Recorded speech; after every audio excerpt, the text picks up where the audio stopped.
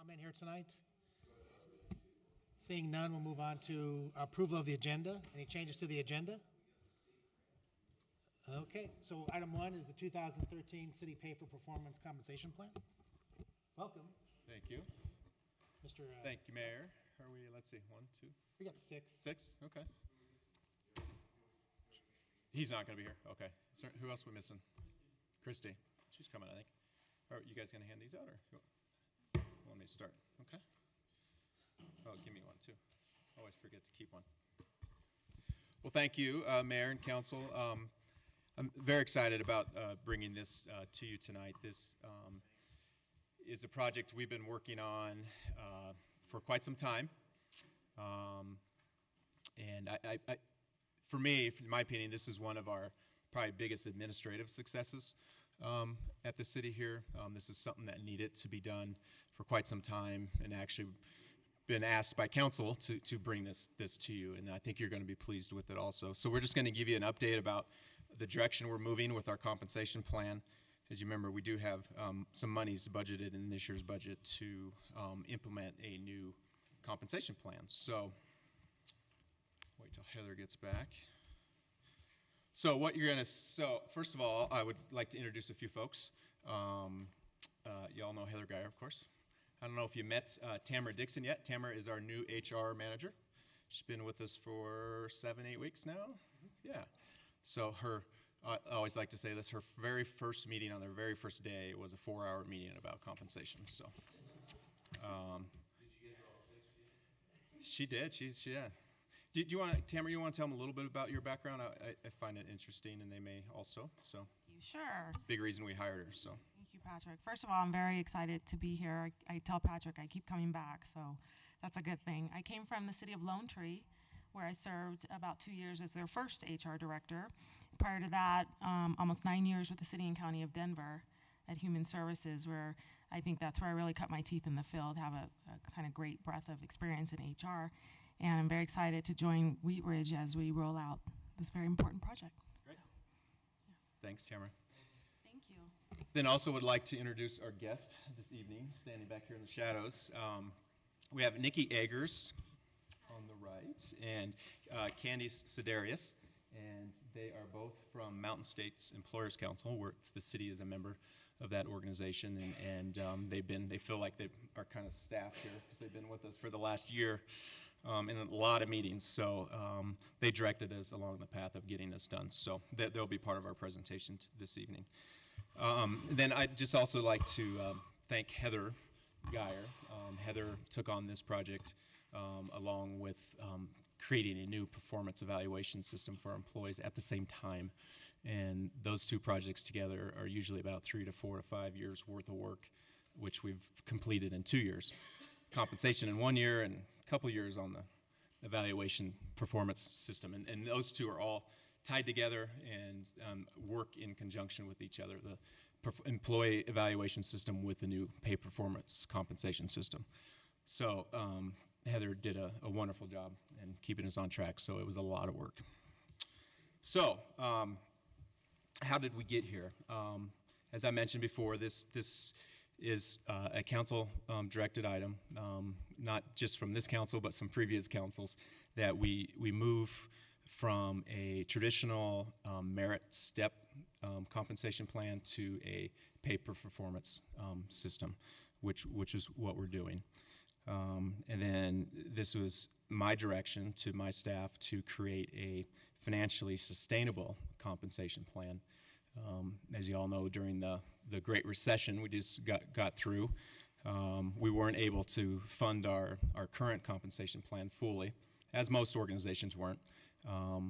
And I figured this was the best time to take a step back and to look at how we could put a new plan in place that hopefully could be sustainable and financially sustainable over the long haul, which I believe this plan is going to be.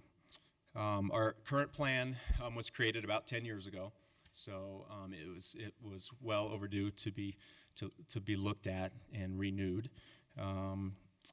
And our current plan was no longer best practice. As I mentioned, our current plan is based on the STEP system, the employee merit STEP system.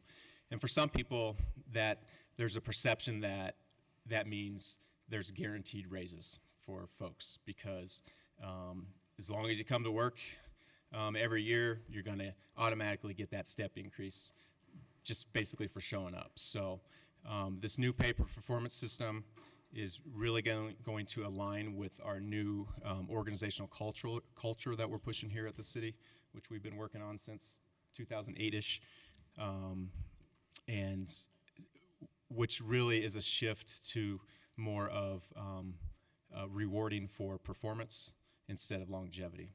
You can't assume just because you're still employed, you're automatically going to get a raise. You have to perform.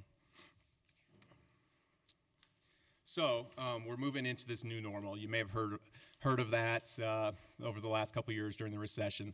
The things have shifted since the Great Recession.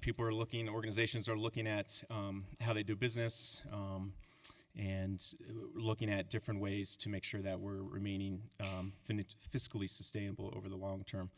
So with our new plan, we're going to have a much greater emphasis on total compensation, not just what employees get in their paycheck. We're going to be looking at, we do look at the whole package, which includes your paycheck, includes your benefits, includes wellness opportunities, it includes growth opportunities in the organization, training, personal time off, work-life balance. So in our recruitment process and trying to retain employees, again, we're going to be looking at the whole package, not just salaries. And as I mentioned in my introduction, this pay for performance compensation plan is going to be tied to our evaluation tool, and we're calling that our performance management program. We're going to be rolling that out this year. We are now training employees all year long. We're going to have an electronic system where employees will be evaluated through an electronic system. We're moving our employee evaluations all to the same date at the end of the year in November. And there's a new scale that we're developing to evaluate employees based on this new scale, and it's going to be tied back to the city's core values and mission. And if you remember that action, core values that the executive management team put together a while back, which stands for action, change, teamwork, accountability. Action, accountability, teamwork, integrity, opportunity, and now.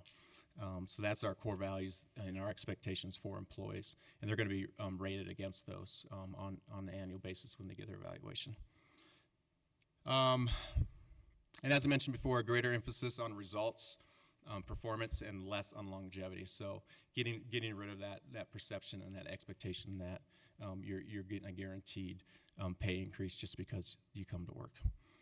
And then also our market comparison is going to be much larger. If some of the council members who've been here longer may remember this more, but why are you laughing, Mayor? I didn't want to say some of your older council members. Our current system, we compare the city to 13 other cities in the metro area as benchmarks for our market studies. We're going away from that, which was something I heard from council members over the past several years. And we're going to be comparing ourselves to literally thousands of jobs out there in the market, and both private and public. Again, it's something that I heard from council that you wanted us to compare ourselves to the private sector also. So Candy and Nikki will talk about that in more detail. And with that, I will turn it over to Candy. Okay. Thank you and good evening, everyone. I want to begin by giving an overview, and then Nikki and I will go on from there and give you more detail. First, a little bit about Mountain States Employers Council. We're a nonprofit organization founded in 1939. We have about 3,000 member companies that we work with in a variety of areas, HR, legal. We do salary surveys. You'll hear more about those. And the work that Nikki and I do is with members of all shapes and sizes. We work a lot with the public sector as well as the private sector in designing and updating compensation planning. So the first thing that we do when working with an organization is to identify objectives. You've already heard most of those objectives, but again, it was to revise the base pay plan to ensure financial sustainability, but also flexibility for the long term. Very important, and we spend a lot of time talking about those things such as action and the organizational culture to make sure that the pay plan will indeed be aligned with the overall reward system, mission, and values of the organization. One thing we were very grateful for was to have the opportunity to work with the Executive Management Team, or EMT. We, as Patrick said, spent a lot of time, many hours meeting with the team to ensure that we had not only the support, the buy-in, but also the knowledge represented by the team in order to develop a system that was really going to be one that fit with the city. On that note, developing a pay plan is more art than it is science, so that's why it will always be based on philosophy that drives the design of the plan.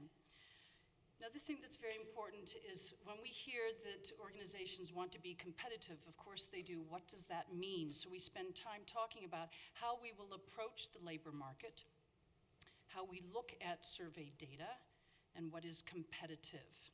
Relative to what Patrick also said, total compensation, looking at all of the different reward elements. And we also want to ensure a consistent approach not only to the design of the program, how we look at jobs and their value, but also how individuals are paid the rates they are. So we have a standard methodology that we follow, and that is going to also help us identify if a project is successful. It needs to be credible. It needs to be understood by all who have worked on the plan and all who are recipients of the plan. It is data-driven. We'll talk more about that in a minute. It needs to follow a methodology. We have been working in this area for many years, Nikki and I. Collectively, it goes beyond a number I would want to mention, but we follow standard compensation principles and practice that have been identified, and we practice this with every organization that we work with to ensure that when we're standing up here in front of you, that we can defend our methodology. We are here as advisors when working with the EMT. The other thing too is what we said was flexibility and sustainability over time, not only financially, but as jobs change, as the organization changes, as the economy changes over time. The plan has to be understood by employees. It is not meant to be mysterious or complicated, and it has to aid in ensuring the HR strategy is working. In other words, are you attracting employees, attracting quality talent? Are you also retaining that talent? As Patrick mentioned, also total rewards or total compensation, they include more than base pay. While that's what our focus was, we also want to consider other elements that are offered in exchange for an employee's contributions. That includes a variety of benefits, work-life programs, development opportunities, training, reward programs, and more. We started by, as we always do, trying to understand the organizational philosophy. And we worked with the EMT to craft a philosophy statement, which is meant to be fairly simple, that expresses how the city believes it should pay its employees and what it values in the organization. So on the next slide, there's a lot here, but what this philosophy statement communicates is not only what the organization believes is important, and indeed the words are important here because they are meant to communicate not only to all managers, those who are going to be delivering the pay plan, but also employees. In the first paragraph, we must attract and retain individuals who respond quickly, think creatively, and achieve meaningful results. The second paragraph goes on to say what is rewarded. Employees who take personal responsibility to develop their skills, provide excellent customer service, develop positive relationships. And then the third paragraph includes what is offered in exchange for employees' contributions, including the base pay, comprehensive benefits recognition, as well as wellness programs and development opportunities, And it also states that we are comparing not only to other entities within the public sector, but the private sector as well. This next slide covers two very important concepts in a compensation design and development process.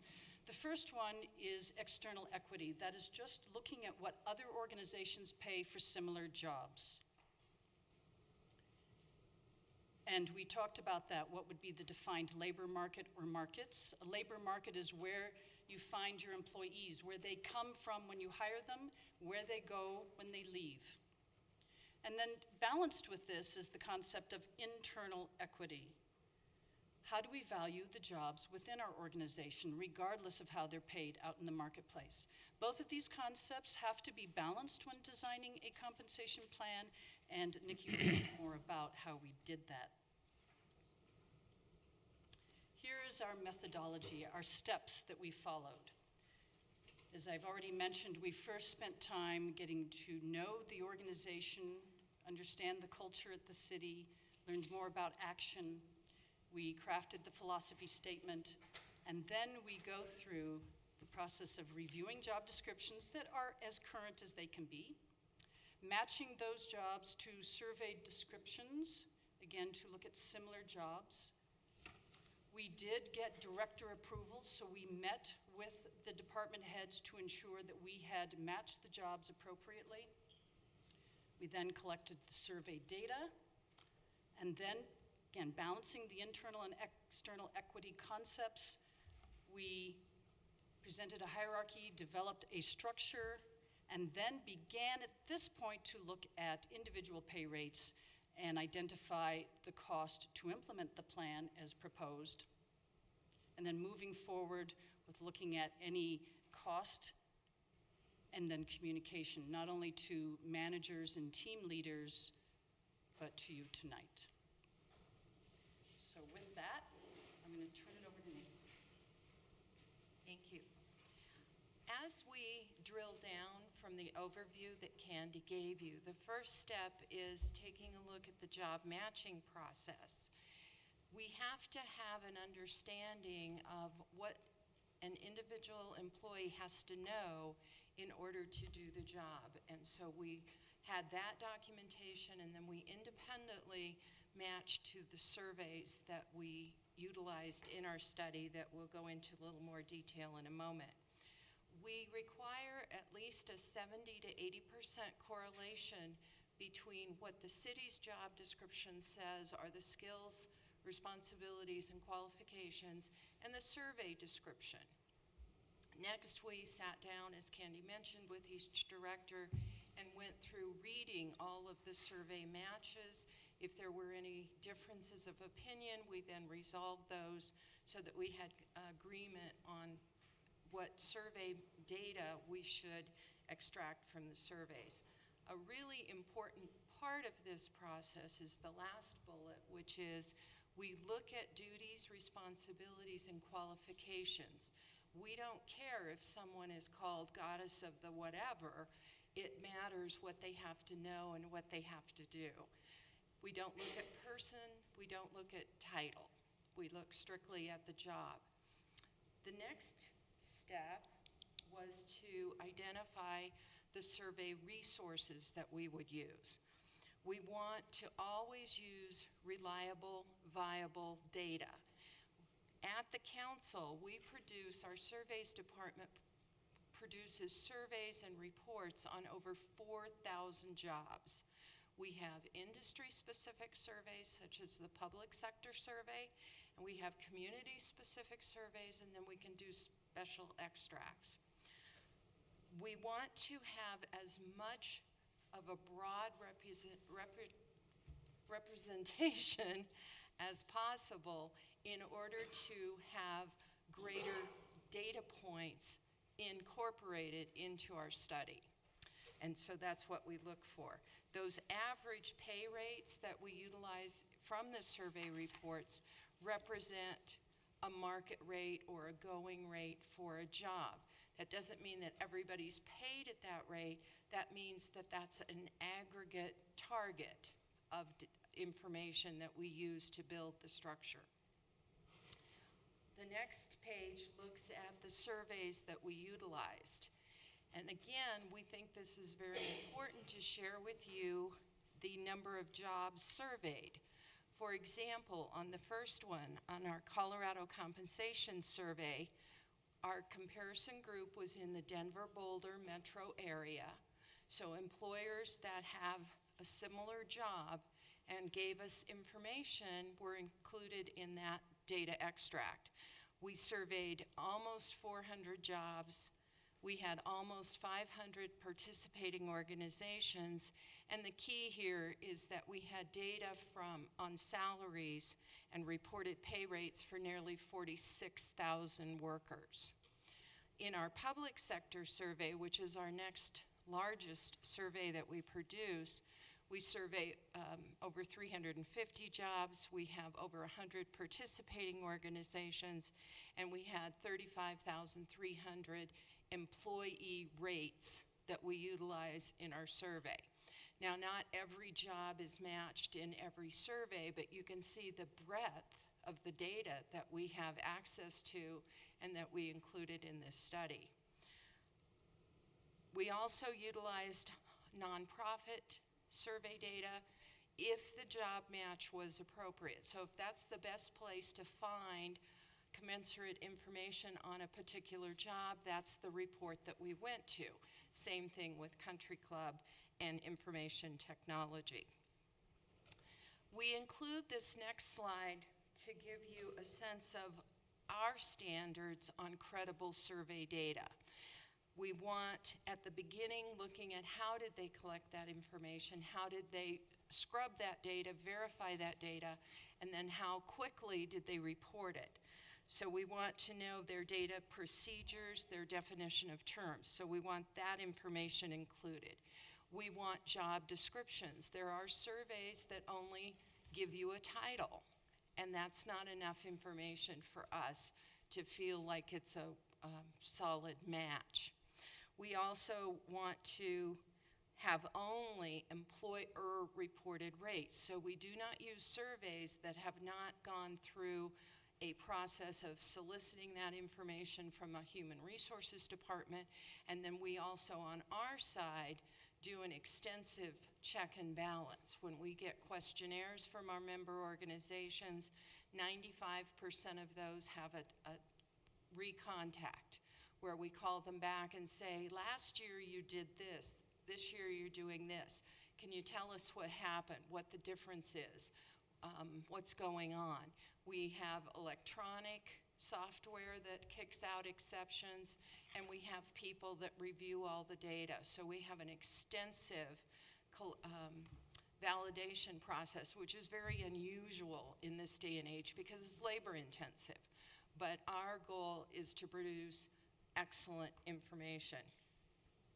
Another thing that we changed, and one of the things that was important in this process, is to look at sample size. If you study statistics, you know, whether it's children's test scores or any other kind of data points, you have to have at least 30 for it to be a statistical indication and to have statistical accuracy predicting that test scores will be thus and such, or the survey average will be thus and such. So in order to predict what kind of pay is associated with a set of skills, we want to have that commensurate sample size. It's also helpful to have trends and the ability to run customized reports. Now, the survey data gives us a picture of what other employers are paying, but that doesn't necessarily mean that's what the city of Wheat Ridge has to pay. The next step in our process is to say, okay, that's what others are doing, and we feel very comfortable with the data. We have a very solid process in getting that information. But now we have to take a look at what's going on within the organization. Are there particular jobs that, even though we had a solid match, it may not reflect exactly what happens or how that job is viewed or valued internally? And to establish that job hierarchy, we looked at these criteria. So we consider knowledge, accountability, decision-making, reporting relationships, job levels, et cetera, et cetera. And what do you have to know? Again, it goes back to that premise of about how much in order to do the job and be qualified to do the job. When we had any anomalies between what the outside world said the jobs should be valued at and the inside view of those jobs was different, we utilized very strict criteria and a process for looking at job-related differences, including some of the things that we've mentioned on this slide. So we wanted to use that internal lens to resolve the anomalies, which is on this slide. Once we had our list of jobs, the complete hierarchy, according to the results of our internal and external study of the positions, what we look for is how can we make this easier to administer and what makes sense in terms of clustering jobs together. What we want is to have similar skill, effort, and responsibility levels, regardless of functional area, grouped into one salary grade. And we did that. We looked for appropriate breaks. We looked to the market data. We looked for job family progression, reporting relationships, those same kinds of things. And once we had established these groupings of jobs, we went ahead and created the minimum and the maximum pay rates for that salary grade. The minimum is typically the lowest rate you would pay, and, oops, there you go. The maximum is the most that we're going to pay because every job has a finite value. People may not have a finite value, but to be fiscally responsible and sustainable, to have that plan sustainable, we have to have some parameters of how the pay is established and managed. And that's what the ranges were for. Okay.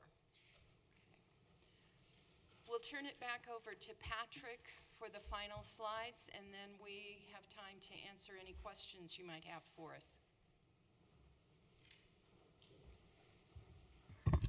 Thanks, Nikki. So to wrap up, the results of all this work are as follows. The city will now have a pay-per-performance system. Again, as I mentioned before, I think the most important piece for you to understand about this is that we're going to be results-driven. We're going to require that employees are performing to receive any type of pay adjustment.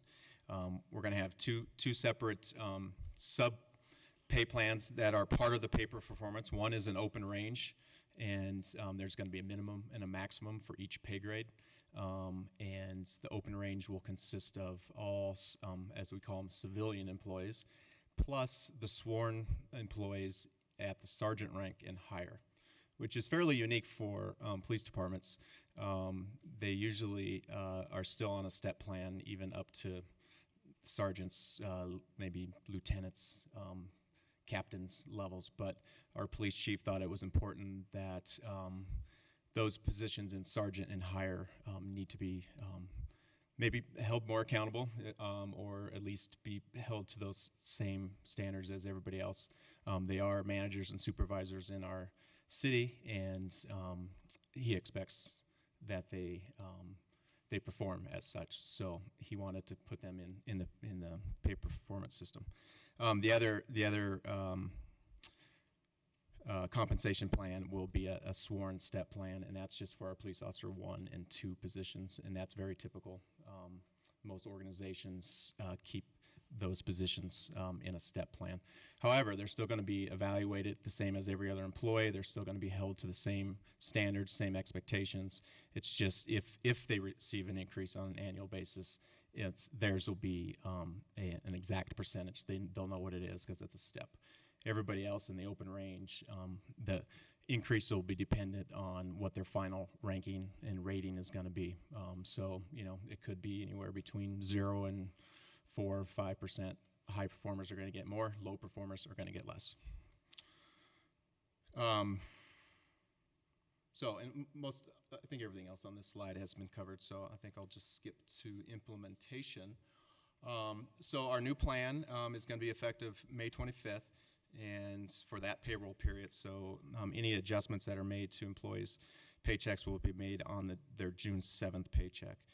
We do have funds budgeted in this year's budget. If you remember from the budget process, we budgeted $450,000 to implement this plan. We're not going to spend all of that, thankfully. Thankfully, our current plan wasn't way out of whack. It needed revisions. We needed to move to pay performance, get away from steps. But fortunately, we weren't underpaying or overpaying for the most part. There's a few positions that there might have been some issues with compression or being or below the minimum of our new ranges, so we had to make some adjustments for that. So the cost to this new plan, what we call the placement cost, and these are prorated from May 25th to the end of the year, is $158,000. And as I just mentioned, the prorated costs include things such as bringing any position up to the minimum of a new range. There's a few positions that, based on the new ranges we set, were below the minimum, so they were essentially maybe being underpaid. So there's a cost to bring them at least up to the minimum. Probably the biggest cost out of this $158,000 are for equity adjustments. And one type of equity adjustment is caused or came from compression issues. We have some employees, mainly in the police department, who may have started 3 or 4 years ago. And then they started right during when the Great Recession started. So there wasn't any adjustment to their, or not significant adjustments to their pay scales for the last 4 years. Then somebody new started just this year or a year ago, and they're making the same amount as that person that started 4 years ago. So we adjusted those positions who were here for 4 years. We bumped them up a little bit so that they're not being paid so closely to those people that just started. So that's a compression issue, and there might have been a few other examples. And then also for this year, we're not doing any other raises or adjustments to base pay for employees. We're just moving the ranges or setting the ranges to market. So we're going to do a one-time direct payment to all full-time employees in the amount of $1,000. This is not added to their base pay, so this will not be a long-term cost. And then $500 for part-time benefit employees, and this is similar to what we did in 2011. It was a little bit lower back then, but so the total cost for those one-time direct payments is $209,000. Again, that's not added to the base. So the total cost to implement this plan is $367,000. So we're spending about almost $100,000 less than is budgeted to implement the plan. So with that, if you have any questions, we would take those now. And Candy and Nikki can help answer questions also. Ms. Davis? So I just have a question on when someone reaches their max, is there some kind of threshold? Are you going to allow somebody to go 10% over their threshold? How will that compensation be handled? Will they just get bonus that year? How will that be handled if someone's at their threshold? We discussed that, and we decided once an employee reaches their max, they reach their max. That's, as Candy and Nikki described, that's what the market is paying for that job. That's what the job is worth right now. So if you reach the max, you reach the max for your salary, but we have a total compensation package. So if employees who are reaching the max probably have been here a little bit longer than some other employees, so they may have more vacation time, they may have more opportunities for job growth, so there's other enrichments and recognition that we can give them instead of pay. So we did consider a bonus type structure to reward those employees at the max, but it was a consensus among most of us that once they reach the max, we should just, we hold them there. There's always an opportunity. Our plans are to look at the pay ranges every other year. That was going to be my next Yep. question. And do an analysis, and if those ranges adjust up for some reason, those employees who are maxed out could potentially have a little bit of room to grow again if the market changes. Can I ask one more question? And then my other question is, so that you don't have, the kind of situation where, well, I guess when someone is new coming on, and they're offered a salary, is their experience taken into consideration? And is there any practices where you don't typically hire them above the midpoint range? So, for instance, I can just kind of use my world that people get a percentage of higher salary. So the minimum is X salary, but if I show you that I have 15 years of exact experience in this position and another 15 years that is a 50% credit, type of situation, is that how their salary coming in is calculated? And then if that's the case, are there any guidelines that as a city we try to stay and hire within the midpoint range? Or Yeah, good question. Exactly. I think everything you said. Okay. If an employee comes in with extraordinary experience or knowledge or anything that is beneficial for us, yes, they could be brought in at a higher range. Our policy is though that they won't typically be brought in higher than the midpoint. okay. Because that's what the average salaries are out there, so exactly. Heather, anything to add to that? No. Tamara? Okay. Ms. J? Couple of questions. First of all, I'm glad to hear we're not going to be comparing with other cities. Is that correct? We're not going to be saying, we're kind of doing other cities in the private market as well. It's an all combination. But if that happens, where it happens is that there are other cities are paying more. What's our policy on that? We don't care. Yeah, we're using the surveys that they mentioned, and so there is the Colorado compensation, which includes all positions, but then there is the specific public employers compensation survey, which would obviously include some cities. Right. But then there's also the nonprofit, the information technology, and the country club compensation plans. So it's a summary of all of those pay rates, and there's 70, close to 100,000 employee pay rates that we're comparing to. So it's we're not really as small. being our own. Yeah. Yes. Great. Yep. Now, two other questions. And when the time comes, as it did, I shouldn't say when the time comes, if the time comes, as it did in 2009, 2010, when we were hurting so badly, and we cannot, our city maybe cannot maintain the compensation that we've deemed is appropriate. Are we going to go into the reserves to do that? I mean, I noticed it said in there that based on our ability to do so. Exactly. No, if the annual budget process, we kind of talked about this at the retreat a little bit. That's when during the annual budget process, we'll bring to you during the budget process a recommended amount based on what we can afford that year, and then also what other organizations are doing. So if the economy's bad again and sinking, nobody else is doing anything, we're not going to do anything. So there will be times where there will be no adjustment. There could be times where there's no adjustments based on budget and the economy. Good. I noted part of the both the advantage to the employee is the addition of training, which of course then helps their score. Is that correct? That by making training classes available to employees, they have more ability to increase their score to help with their compensation. Is that an assumption? Not necessarily. That's not really folded into this, but I mean that is kind of a standard. Obviously, I mean that's looked at today. The more employees are trying to enrich their jobs and enrich their skills, sure they could be compensated for that, but that's not rolled into this at all, necessarily. By the way, I was impressed with the reliability of the data. Wow, that is really not only using the data, but checking the reliability of the data.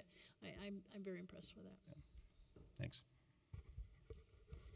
Mr. Starker? Thank you. Nice presentation. Had a couple of questions. We've talked about compensation as a monetary distribution of funds that we have. Were there other adjustments to the other factors of compensation, time off, or? Not at this point. We feel we offer a pretty rich and healthy total compensation package. We've made adjustments over the years to make sure that we're in line with what other organizations are doing. So we're not offering too much, or we're not offering not enough somewhere. So we're remaining competitive in those other areas. Pay is not the motivator. Pay is not motivators for everybody. Some people, like that more of a work-life balance than I do. So we have not made any adjustments. We have made adjustments over the last, probably ever since I've been here, 10 years, to really make sure that we're a 21st century organization that's providing adequate total compensation benefits. And those definitely something we can discuss with you in more detail if you have questions. We're in line with what most organizations We are analyze providing. that. We analyze those other benefits Yep. in conjunction with. And health benefits specifically are analyzed on an annual basis. And if you remember last year, we made a big change and went to a high deductible health plan, which we're hoping is going to help keep our costs down over the years. We've increased I think one change we've kind of made this last year is we've been beefing up our wellness program somewhat to get more employees active and proactively taking care of their own health and identifying issues that may cause them to use our health insurance. So we had, I think, it's funny, I remember this, a 78% increase in the number of employees who went through our wellness program this year and took the biometric screening. So they test for cholesterol and diabetes and high blood pressure and such. And if they're considered at a risk level, they get a follow-up call from Kaiser Nurse and try to get them on a health regimented plan to make sure they're staying healthy. So that's probably the biggest change we made recently, is to increase our efforts on the wellness part. Okay. And then I had another. Did I hear right that on some date certain in November you're going to review all your employees? Correct. We can know when that date is, can't we? I don't know. To get out of town. I don't know. Yeah. We'll give you a heads up. I don't know the exact date. Really? That's a big change for us. So it's a big organizational cultural change. But we feel it's important that they're all done at the same time, because under a pay-for-performance system, we're also creating a quality control committee, which I'm on, and Heather and Tamara and a few others, that are going to look at every one of those evaluations at the end of the year and ensure that we're not seeing the halo effect, which means employees naturally get high ratings. That happens. There should be a bell curve here. We're a large enough organization where you should see a small group of very high performers, a small group of very bad performers, and everybody else should be somewhere in the middle. So we're going to ensure that people are not being overrated, and that our expectations are being met. Employees are meeting our core values. So it's going to be a big change for our organization, but I feel it's the right change. And in connection with employee evaluations, is there a feature for the user of city services to be able to opine or to give an evaluation on an employee or a department, or are these solely internally generated evaluations? They are right now, but Okay. if we're getting numerous comments from the outside about certain groups of employees or employees, those will be considered for sure. Yeah. All right. Thank you. Mr. Pond? November 1st is the date if you want to put it in your calendar.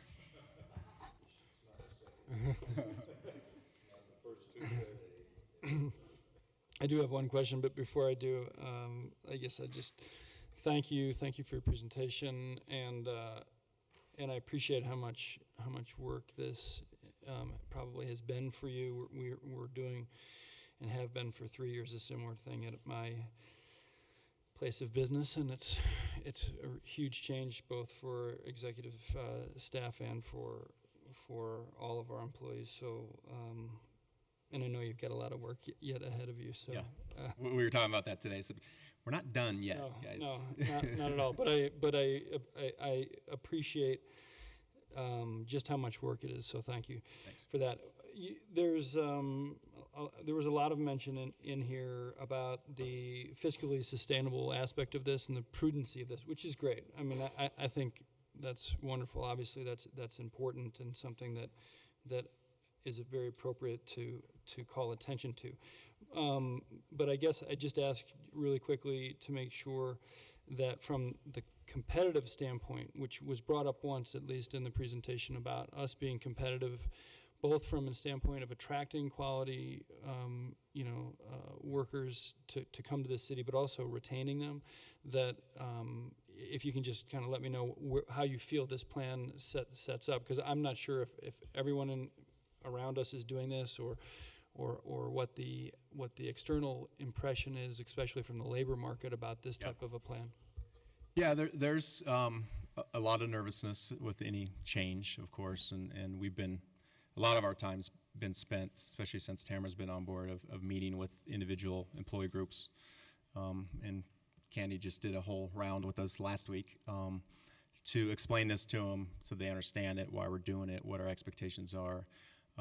And that this is good for them and for the city. And the point I was trying to make is that, I have to go to council every year during the budget process and ask them for potential compensation increases or changes. But they need to have a plan in place that they can defend to the public. We may be asking, we talked about this weekend, we may be asking our constituents for a raise. We need to make sure that we have things in place that you can go out into the public and say, we're managing our finances appropriately. And I feel we are with this plan, and still remaining competitive, because we're going to look at the market every other year and adjust our ranges if we need to. So employees have that opportunity to exceed that average pay out there in the market if they're high performers. Otherwise, they're going to be paid at a competitive rate.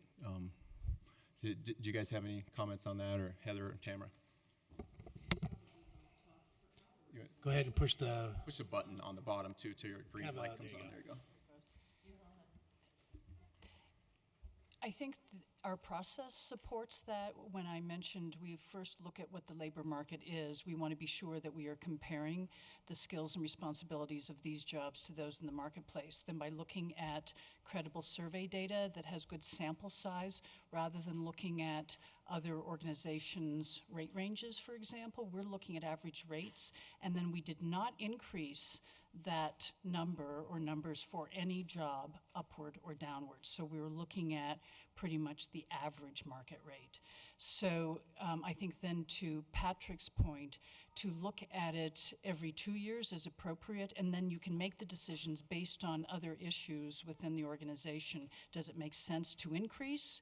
Maybe not as much as what the market may be saying. And again, that balance of the external and internal equity.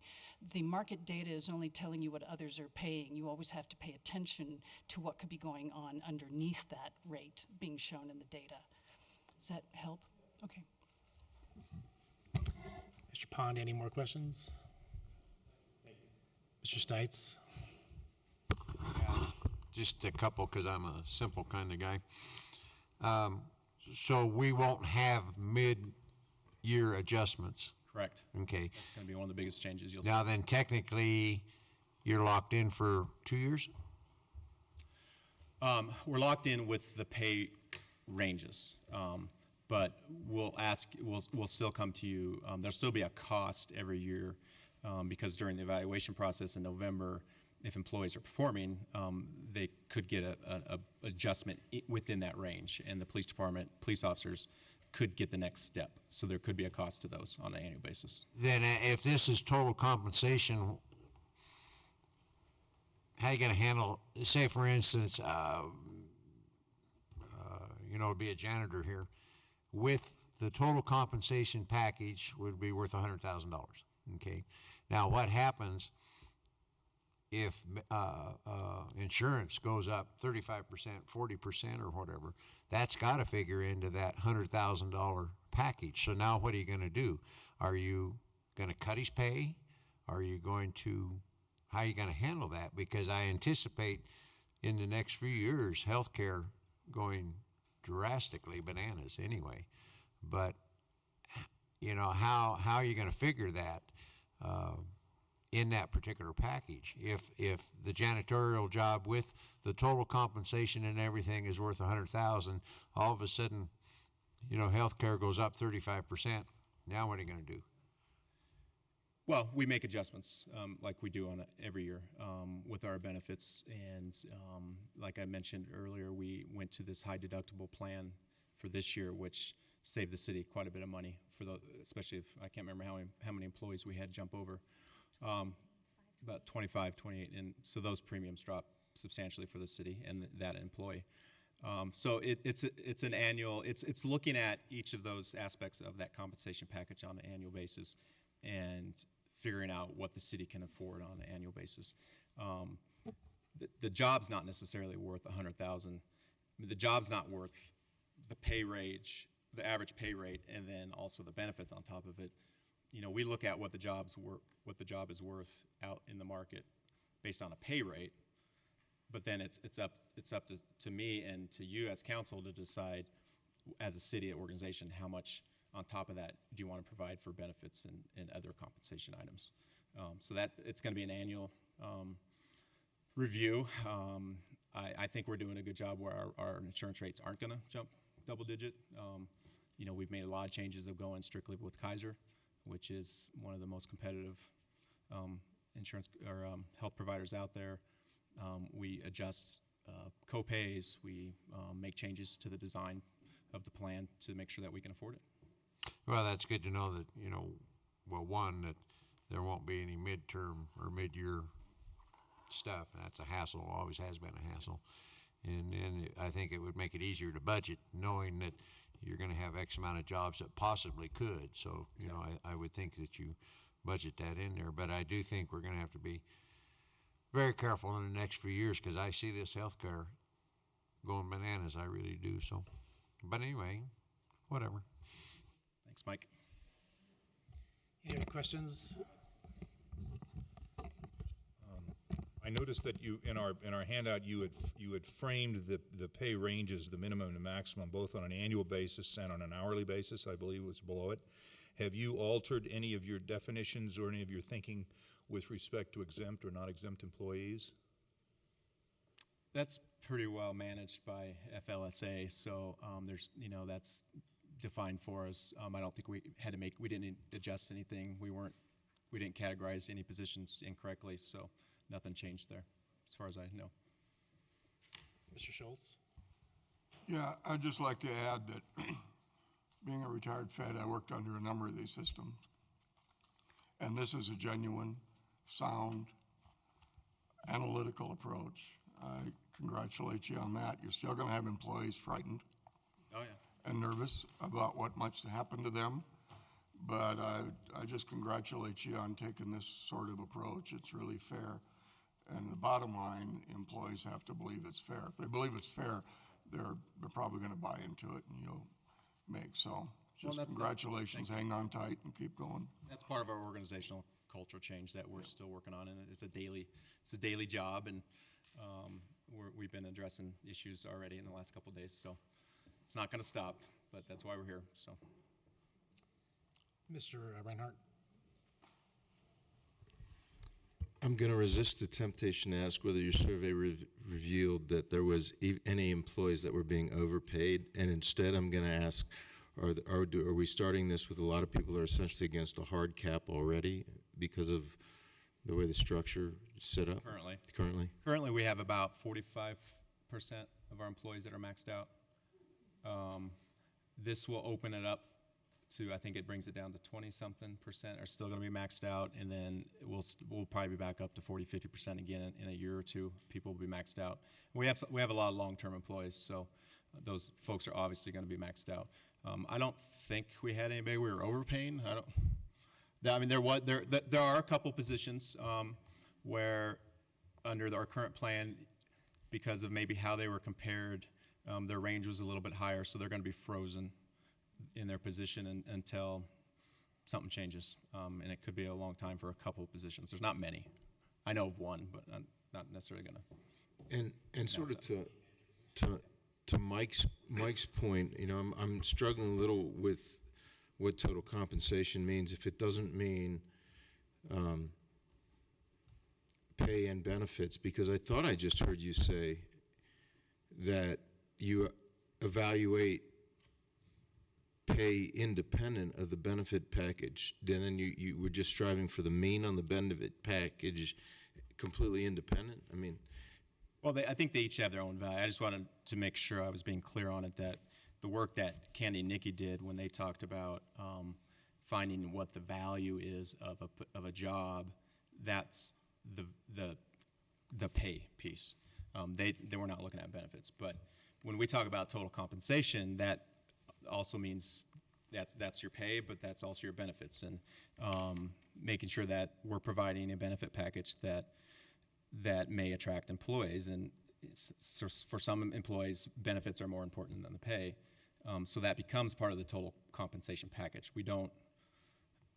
Strictly speaking, add the two together and say that's the baseline? Yeah.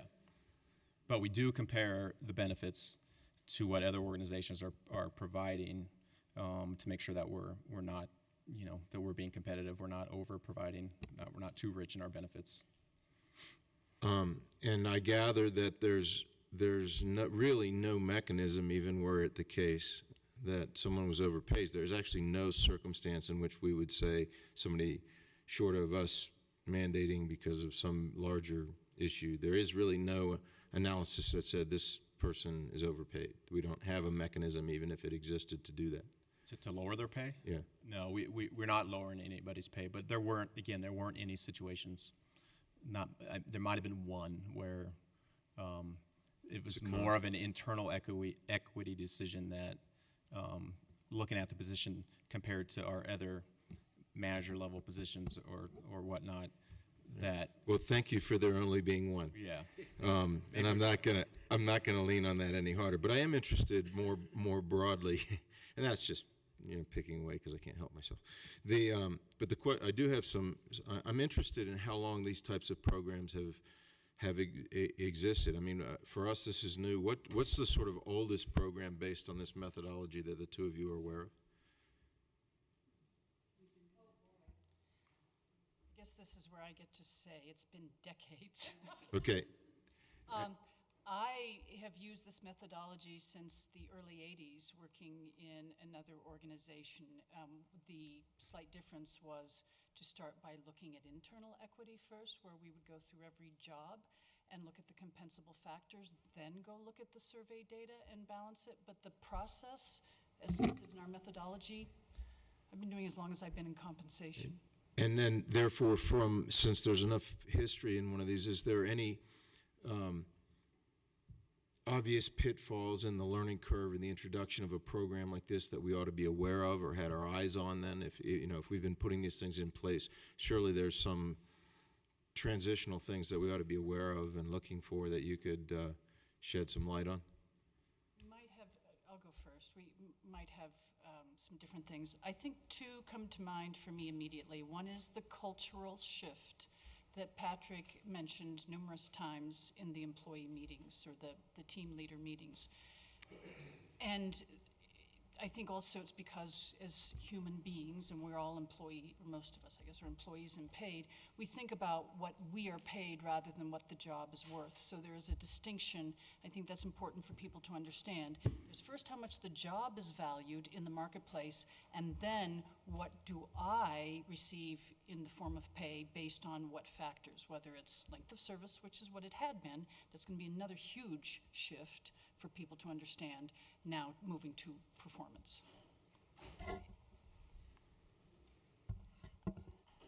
I don't know how loud I have to be. Another couple of things come to mind. One is we talked about with the EMT group mixed messages, that the communication in all aspects of other HR programs and systems needs to reinforce and support the philosophical and strategic direction that the compensation system has been designed to achieve. Secondly is keeping that as a priority, keeping it managed. What we've seen is that there's usually not enough people to get all the work done. And so if you get one project completed, there's 10 others on your desk, and it's very difficult to focus on maintaining that intensity and that prioritization on the compensation to manage it effectively. So those are two areas that I see being challenges. Let me try and say that back to you. Managing this system requires more, I'll try focus, and that sometimes organizations lose focus on the additional effort it takes to manage a system like that. Is that a bad mischaracterization of what you just said? It's not a bad mischaracterization, but that's not exactly what I meant. We do a lot of speaking engagements, and we look at compensation in a very broad view. I was not speaking about City of Wheat Ridge, but in general, when we go in and design a compensation system and then it's implemented, one of the ways that a very good system can have more difficulty maintaining the value for the organization is if there isn't that review and management of it. If it becomes a maintenance function, that's when we see it becoming a problem. I actually think we said something very close to the same. And the final question I have is are we, I mean, it strikes me that there is the potential, if this isn't handled right, for running into, maybe in a positive, maybe in a negative way, a retention issue where there are people that just don't want to do it the new way, and that it, you know, they liked no performance for more pay, so to speak. I mean, is there any background? I mean, I'm just making stuff up, or is there some evidence that might happen, or do we have to keep our eye on it? Fake them out. They don't have an answer. Well, I suppose that could happen if the attention, as Nikki mentioned, is not applied, but I don't see that. Having worked with EMT, Heather, and Patrick for the last year. I actually wasn't asking about Wheat Ridge, because I have an infinite amount of confidence in our staff and their ability to do this properly. That being said, I'd like to know what the pitfalls are that are out there. Communication, I think, is critical. You can never communicate enough, and those managers, team leaders need to understand and be held accountable to understand the plan and what that looks like, and to come forward with questions. So I think all of that day to day is important, and reviewing it and to keep it alive, so to speak. Great. I wanted to go back to one other thing, if I could. Our definition of total compensation looks at anything that an employer puts on the table for employees, tangible and intangible. So we've touched on pay and benefits and work-life balance and retirement and all of the benefits, but it's also who do you sit next to, and is your boss giving you opportunities for growth, and can you ask questions safely, and is it, you know, do you have free parking, and anything and everything that is offered as an employee we consider part of total comp. Thank you. Ms. J. and then Mr. Stites. Your conversation made me think about another question. When you said that, the total compensation, is there any value to our management team through your observations this year and 2 years from now to determine that maybe they already do, whether an employee has maybe too much work on their desk or another one too little? Is there any shuffling that goes on via that, or that their employee is not being more cooperative, or is that what I'm trying to figure out? Is there more advancements to this system, excuse me, versus just compensation adjustment?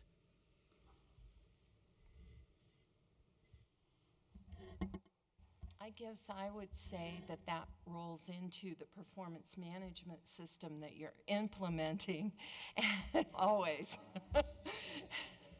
and the training and the ongoing education of the managers to identify the goals and the behaviors that they need to see and the results that need to be achieved by employees. And that ties back to the compensation system via the new. So right now, Joyce, just to give you a more concrete example, we're in the process of setting goals citywide. And so every employee, full-time, part-time, benefited, is developing goals using a SMART methodology, which is core and central to our new performance management system. And so it's through that process and that two-way dialogue and communication that's encouraged as part of our new system that an employee and a supervisor are talking about what the priorities are. And that could shift, based on council retreat. Patrick could come to me and say, you know what, I need your attention focused on this new priority based on the council retreat and the direction that you all are headed in. And so that's part of that two-way dialogue that takes place on a daily basis. Mike, and then Stites, and then Christie. Yeah, how do department heads figure in this thing? Department heads have already been on, for the last maybe 5 years, on a pay per performance system. So they've had an open range, and the range was based on the market. So they, department heads haven't had any raises in the past several years either, just like all employees. So they'll be in that open range system. Okay. And then I just was reading here that the open range for city managers was 38,500 to 45,000. That must be a big typo. Missing a one there. Yeah. Ms. Davis? I just have a quick question. So I'm under the understanding that there'll be a tool developed, like a performance evaluation, that'll be specific to each department. They'd go ahead of time and say, what are your goals? What are we going to work on? And then if that's, will there also be certain city, kind of like the core values of customer service? So that will be on everyone's performance evaluation. I have just a quick question on when we were talking about insurance. The lower paid folks, I think, respectfully, I worry more about those folks. And is there any kind of program for insurance that we supplement their insurance if you make under a certain dollar amount? We don't currently have anything. I mean, that would be up to the organization if that's something we'd want to do. We don't have anything today in place. I'm not sure.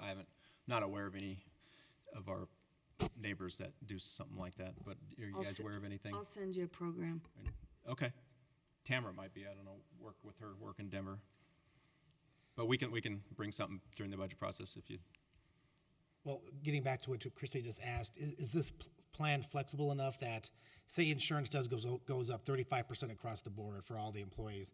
Can the council and the staff come back and say, well, rather than giving raises and then adding more cost to the insurance, we can just eat the cost of the insurance and not give raises, but the city's taking more of a hit on the insurance side, so they're not getting a raise and then also losing part of that raise. That's an annual look at that total package to see what is best for this organization. Good. And what we can afford. Well, I just wanted the council to know, I've been working with this with Janice, so it's going real well through the system and the programming, so. And we've been working with Tamara. So thank you. I'd like to thank Nikki and Candy again. They've we couldn't have done this without them, and they've, I think, steered us in the right direction. I know they've steered us in the right direction, and actually they had to steer us around in a couple circles sometimes. I finally told them, tell us what to do. So, and they did, and I'm very confident that this is the right thing for our organization today. So, thanks for coming. Thanks. Thank you. So let's see. Item 2 is traffic calming monument signage program. Yeah. Mr. Paranto, are you on deck? Come sit next to Tim. Feel free to sit right here.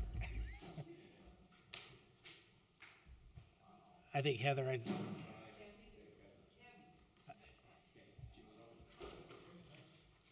gonna have any staff reports?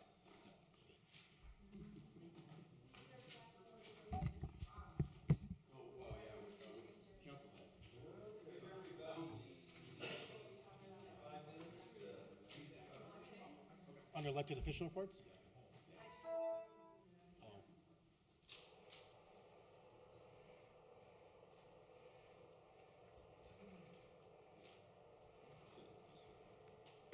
Come sit next to Daddy. Come sit next to Daddy.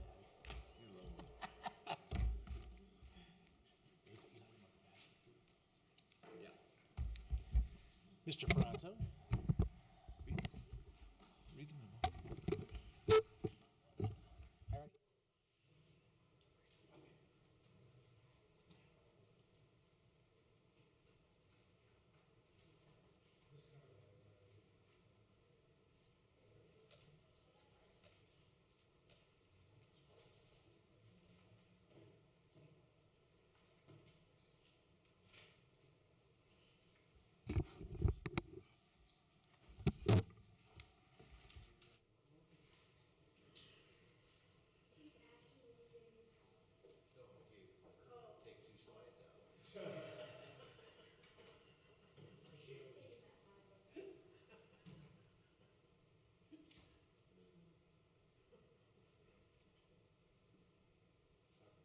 Well, if everybody got through the cover, I just wanted to give you a moment because we didn't have time to put this together to get it in the packet. Last week we talked about the entry signs, and council gave a different direction for us to move in. As it turned out, that last Tuesday morning I was able to go by a sign that is near my home that I thought is what I heard, and that's what you see in the second and third pages, is a neighborhood sign which was placed to deter traffic on a collector street from entering a neighborhood, which is what I was hearing council talk about last week. So we have put that together. We've costed a sign that would look like that, and we think something on that order, and that's a 5-foot sign and a 8-foot median, would be between $15,000 and $20,000, depending what kind of sign we decide to build. But assuming it's a stone or a brick kind of sign without lighting, that's the pay range that or price range we'd be looking at. I'm sorry. Yeah. So we will be able to, on most of our streets, our standard streets, have sufficient width where we have normal curb and gutter sections to add an island like this and just delete or restrict parking in order to put this kind of an island in place. The next sheet that you see in the packet is our first, well, the next item in the packet is the plan that we were using from 97 to 03. And I don't expect that you'll want to flip through that tonight, but it was quite detailed. We had a full-time employee that administered it. We had 3, sometimes 5 meetings with the public. The public would determine what they felt they wanted in their neighborhood. They determine where they wanted it, because you put a speed bump in, nobody wanted the speed bump in front of their house. Somebody didn't want to have an island go in, so they couldn't back out of their driveway. So you had all those issues that we had to work through. We did work through those, and we built a lot of nice stuff. And I have taken and provided some of the pictures of that. But that program was back 10 years ago, was a $250,000 program. To implement that same kind of program today would be near $400,000, just because of the rising costs and inflation, et cetera. So that's the kind of if we were to come back to that kind of program, that's what we have to spend.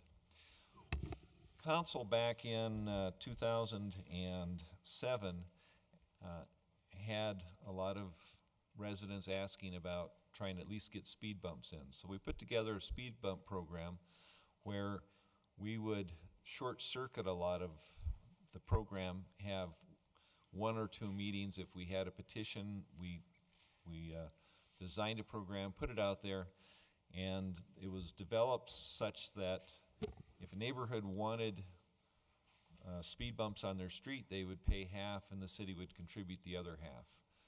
We had 3 or 4 groups come in and talk to us and look at it. No, there were no takers. So I just wanted to share that with you. I'd made mention of that last week as well. I don't recall. It's $3,000 is what I recall. 1,500. Yeah. But we just, nobody was willing to come up with the money to do that. Pardon? Half of the 1,500 was half. Right. So if you had 10 houses, it's $150 a house, yeah. So, the first map you see that I've got in the packet has some yellow lines on it. These are the streets that we as staff have received over the years complaints about cut-through traffic. And I know last week we talked about possibly putting some of these island signs on some of these streets, and we suggested that if council had others that they felt were also cut-through streets, we could add them to the list. It's up to council. If you'd like to do this, you could designate the streets you wanted to have us place one of these signs, or look to see whether or not we can place it. And but this is just a quick map that we put together this week, or late last week, to show you the streets. And you can see we have a lot of streets, and they're really all influenced by Lutheran, in the middle of our city, that get a lot of street traffic that the residents believe is traffic coming and going to Lutheran. And they're the primary source of our complaints as we see them as staff. And then lastly, there was a suggestion that we could put welcome to Wheat Ridge signs in the back of some of the stop signs. I have not put welcome signs on the back of stop signs, but I have put neighborhood watch signs, and I know that we can do that, it's legal, etc. And so we've developed the message, which we can talk about if we decide to move that way. We've come up with a cost to fabricate the sign and install them, about $90 a piece. And I have had staff take a quick look at places where we have stop signs on our borders, and that's where you see all the little yellow dots on the very last map in the packet. And so if council is interested, we can also pursue building some of the little welcome signs and have those affixed to the back of the stop sign posts in the community. If there's some area that you'd like us to do that, we can certainly do that as well. Mr. Stites? Yeah, Tim, we get a lot of complaints with like speeding traffic, and now you have the speed trailer, which is, one deterrent. For lack of a better term, could we use fake speed bumps? Is there something we could go in there and lay down, and not permanent, but like a fake speed bump that could stay for a week or two or something like that, and then be, pulled back out? Is there something like hard rubber or something that we could go into a neighborhood and put those down so we don't have to go to all the hassles with, like regular speed bumps or whatever? Yes, they do make a temporary speed bump that you can buy, and we call them speed humps so that we don't jar the cars quite as badly. To do that and keep us from being assuming a lot of liability, we'd have to sign it. So we'd have to put up some temporary signage that would say, speed bump ahead, and get some signs up before we place those. But yes, that is an option that we could have. It would be, again, a little bit more labor intense because we'd have to find places to put up the signs unless we put up portable signs of some kind. But if you were interested, we could take a look at a program like that. I think that might be a good way to go in some of these neighborhoods, that are having a problem. Go in there and put them in there for a couple of weeks or maybe a month or whatever, and that way you wouldn't have to go to the permanent, you know, and then if people like it or whatever, then they could go permanent, but at least it would maybe serve a purpose. Yeah, and we could do that, 6, 8 months out of the year. We didn't have snow to worry about. Any other questions or comments about the program or suggestions, Ms. Davis? So, first of all, thank you for pulling this together so quickly, because I think it's exactly some of the things we're talking about. And I'm happy to give you a couple locations for one of those little 5-foot signs. But, so, yeah, thank you for doing that, because I think this is great.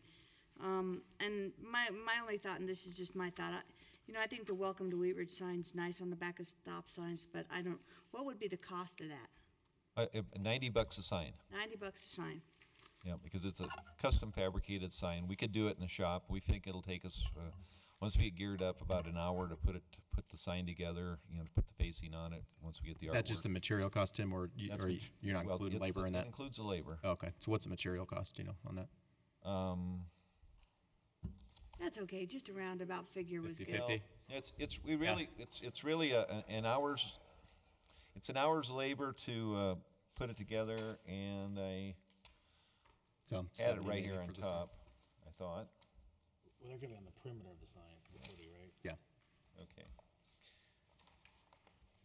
that's Well- okay if you don't have it. I don't have it. That's okay, but I want to thank you for pulling it together, and I think this neighborhood traffic management program, from 2 years ago to now, this is something that I'm constantly hearing from people. So it's kind of nice to see that there was a program, and I know there's a cost to it, but I think there's also a need too. So thank you for pulling that together. Tim, would you, On some of those, you could only do on certain streets because you couldn't do all the streets because of the emergency traffic. So you have to leave some street open, so there might be some people that don't get it and some that will, but. Right, and when we went through the program, if you take the time to read through the 18 pages of document there, we did have restrictions on certain classes of streets, and there were certain streets where you could get the islands and the signage, but you couldn't have the speed bumps because of the safety traffic.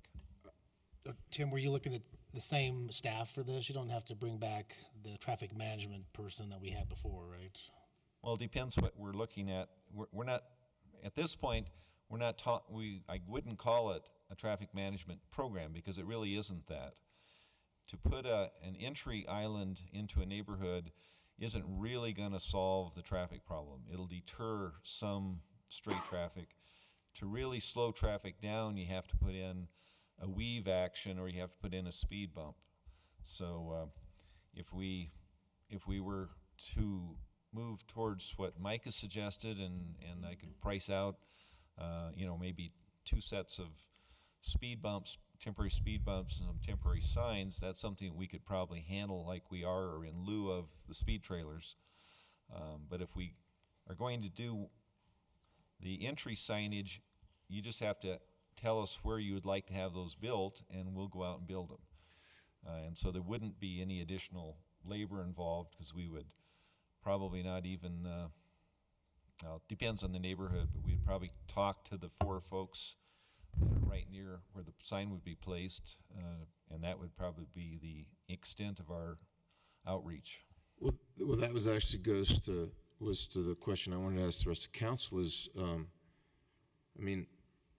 I'm generally okay myself with identifying some critical areas and doing this, but there was some discussion as to what outreach, first of all, does that mean that should we have some criteria that says, somebody's got to get a petition from half the people or so forth?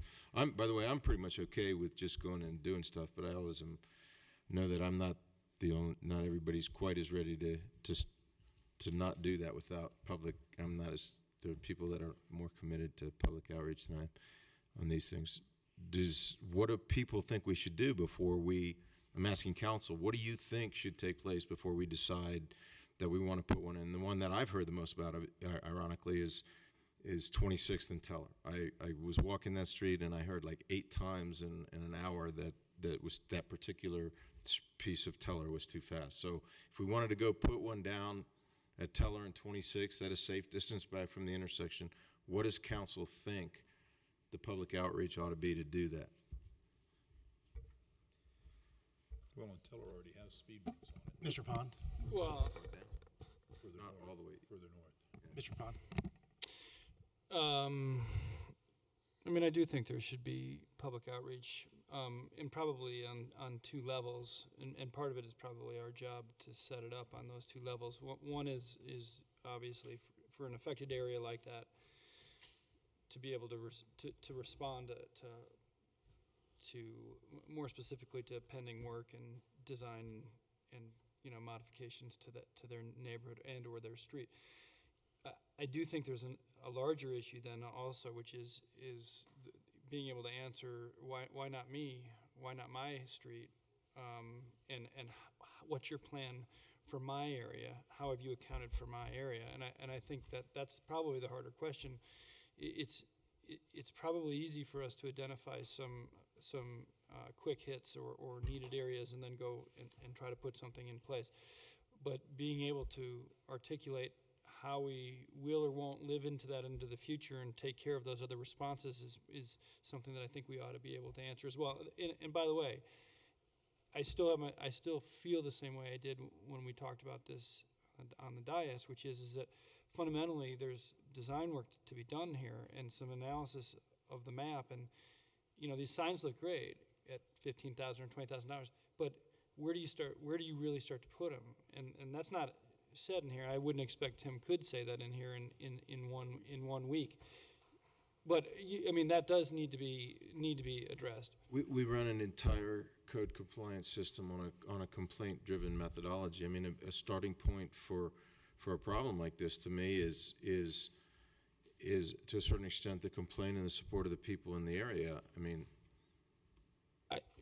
I think that I can take that and accept that to an extent. I think that's correct. But at the same time, I think once that, especially if it's something that's beneficial and attractive and effective, once that starts to get out, then I think that you have to start to backstop your ability to take care of those complaints into the future. In other words, people start to, how far are we willing to go with this? How far should we go with it? And how do people get buy-in? So that's a starting point that I wouldn't necessarily argue. Yeah. It's the kind of longevity and the follow through. How do you in other words, if we think that this plan previously was a worthwhile thing to have a traffic management program, and I've heard that in my district, by the way. Where is that? Why don't we have that anymore? Because I'm concerned about my kids, et cetera. Then that's obviously more than just responding to existing complaints. That's trying to reestablish a program. Mr. Starker, you had a question? Yeah, I was wondering if I guess I sort of thought we were still looking at an entry sign identification program, with the perimeter coming into Wheat Ridge, and if it happened to coincide with a traffic calming device, then we sort of killed two birds with one stone. I appreciate the traffic management plan. I guess that's a direction that I didn't really think we were going down in this program. And maybe, and obviously Mr. Perato didn't have enough time since, in a week to sort of identify where in the city these little monument signs, and I think you kind of hit, the one up at your neighborhood is just about what I had in mind. I would think, looking closely at the picture, it looks like it's been hit to move off its footing, but maybe it did have it really have a full purpose there. But I guess I think you're right on the type of sign, and maybe thinking about how we could design that so we get the incremental cost down to less than $15,000 or $20,000, and then do a more in-depth analysis about where, it not on every intersection is it going to work. I mean, but I think the desire to have some public identity, some welcome to Wheat Ridge sign in a tasteful manner at locations coming into the city is still a viable goal. So what kind of staff, or what kind of direction are you looking for, Tim, from council? Well, if you want us to try to suggest locations, give me more parameters. I'm hearing entries, and as you can see from the map, most of the cut-through traffic aren't on entries. I mean, so they're really internal. And so it doesn't meet that objective if we're trying to accomplish both of those.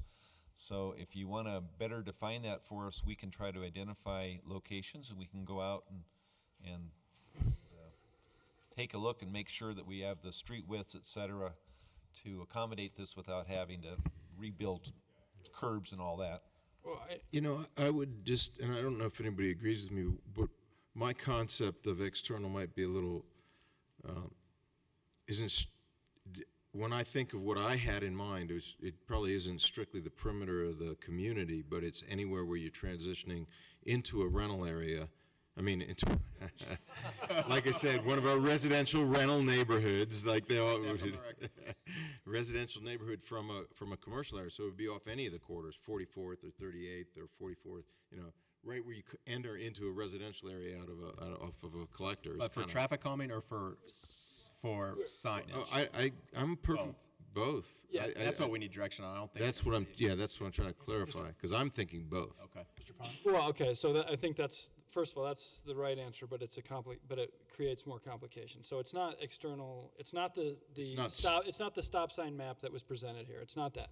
Right. Because it's internal, what we've talked about identifying neighborhoods and things like that. So it ends up being, all over the place. Right. Now, so there's two problems with all over the place. One is, at 15,000, let's say 10, forget it. Let's say 10,000. No, you do 10 a year.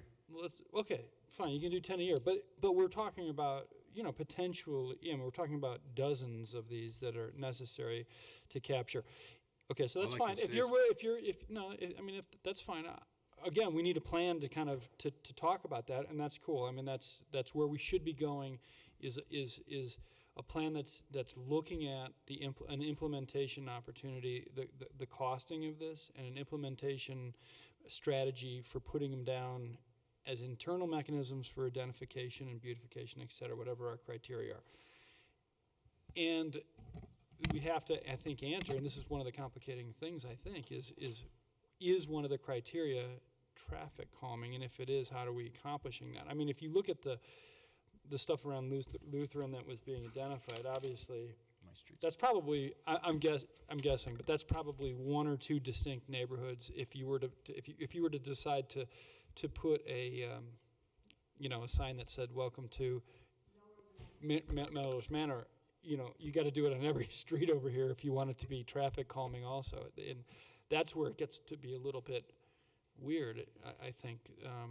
Now, there could be other things that you need to do, I suppose, but that's the point, is that we need to decide whether this is more or less about identification versus traffic calming, because that would be a great example where you could over-identify if your goal was traffic calming, or you could under traffic calm if your goal was identification. Tim wanted to make a comment before. Yeah, I think if you look at the map that I've got, you can see there, and let's just say 38th at the hospital. There are 6 streets that go north off of 38th that maybe you say that's what you do 1 year, is you pick those 6 up and you maybe build the island signs there. And go up on 44th. Maybe you try to address 44th, and you can see there's 7 kind of clustered where you could try to keep people from jumping off of 44th and cutting through, the same as you might try to restrict people from coming off of 38th. You kind of work one area and move in that direction rather than pick 1 or 2 all over town.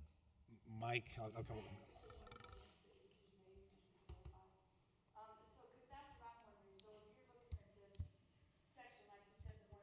I think there's also a couple places you could strategically place a sign that it doesn't have to be on every corner. Like, I know, of course, because this is my neighborhood, it tends to be the Wilmore Davis and the Lutheran Express, right here, and then it curves off to Melrose Manor. If you put one sign, it's kind of right in the middle of the neighborhood, you know, there, and then maybe one up off of 38th, and you've almost covered it as far as identifying the neighborhood, and then a couple little curves off the sidewalks or something. But it's not like, I don't think I'd imagine, you know, putting a sign on every street. Mr. Stites and then Ms. J. Yeah, just in all fairness, I would have to caution people in these neighborhoods on these traffic calming things, and that's why maybe it would be a benefit to get the fake ones, you know, because someone might say, well, we want the speed bumps on our street. Let them try them. You know, it's one thing if you're just down that street once a week or, you know, but when you have to live there and hit those things every day, it's a difference. So maybe we should have an experiment in some of those neighborhoods that want speed bumps just to see if they really want them.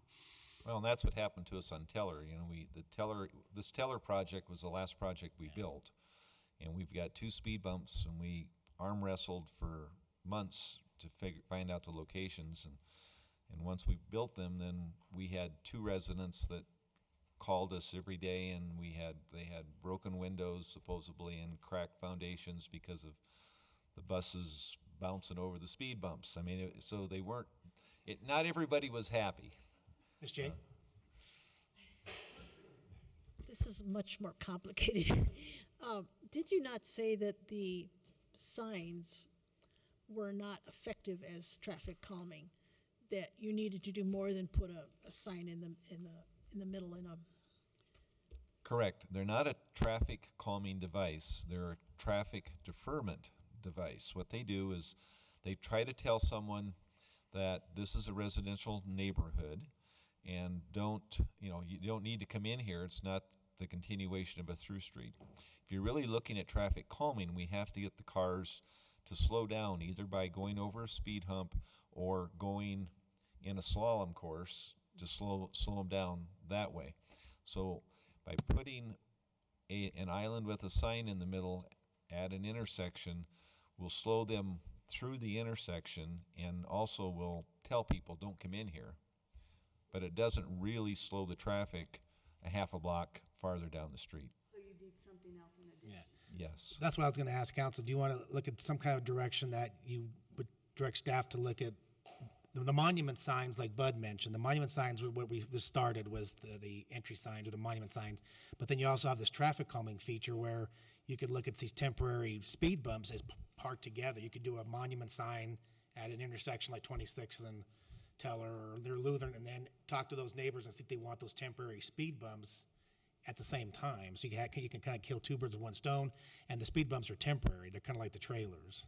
So it's not a lot of cost. And do you know how much those cost, those speed bumps? I don't. They aren't that expensive, and they only, after a while, they get beat up, and so they may be good for a year or 2. I got some old tires I'll give you. Let them drive over those. Do you rent those or buy them? Do we rent those? No, we can buy those. Is that the way to do it?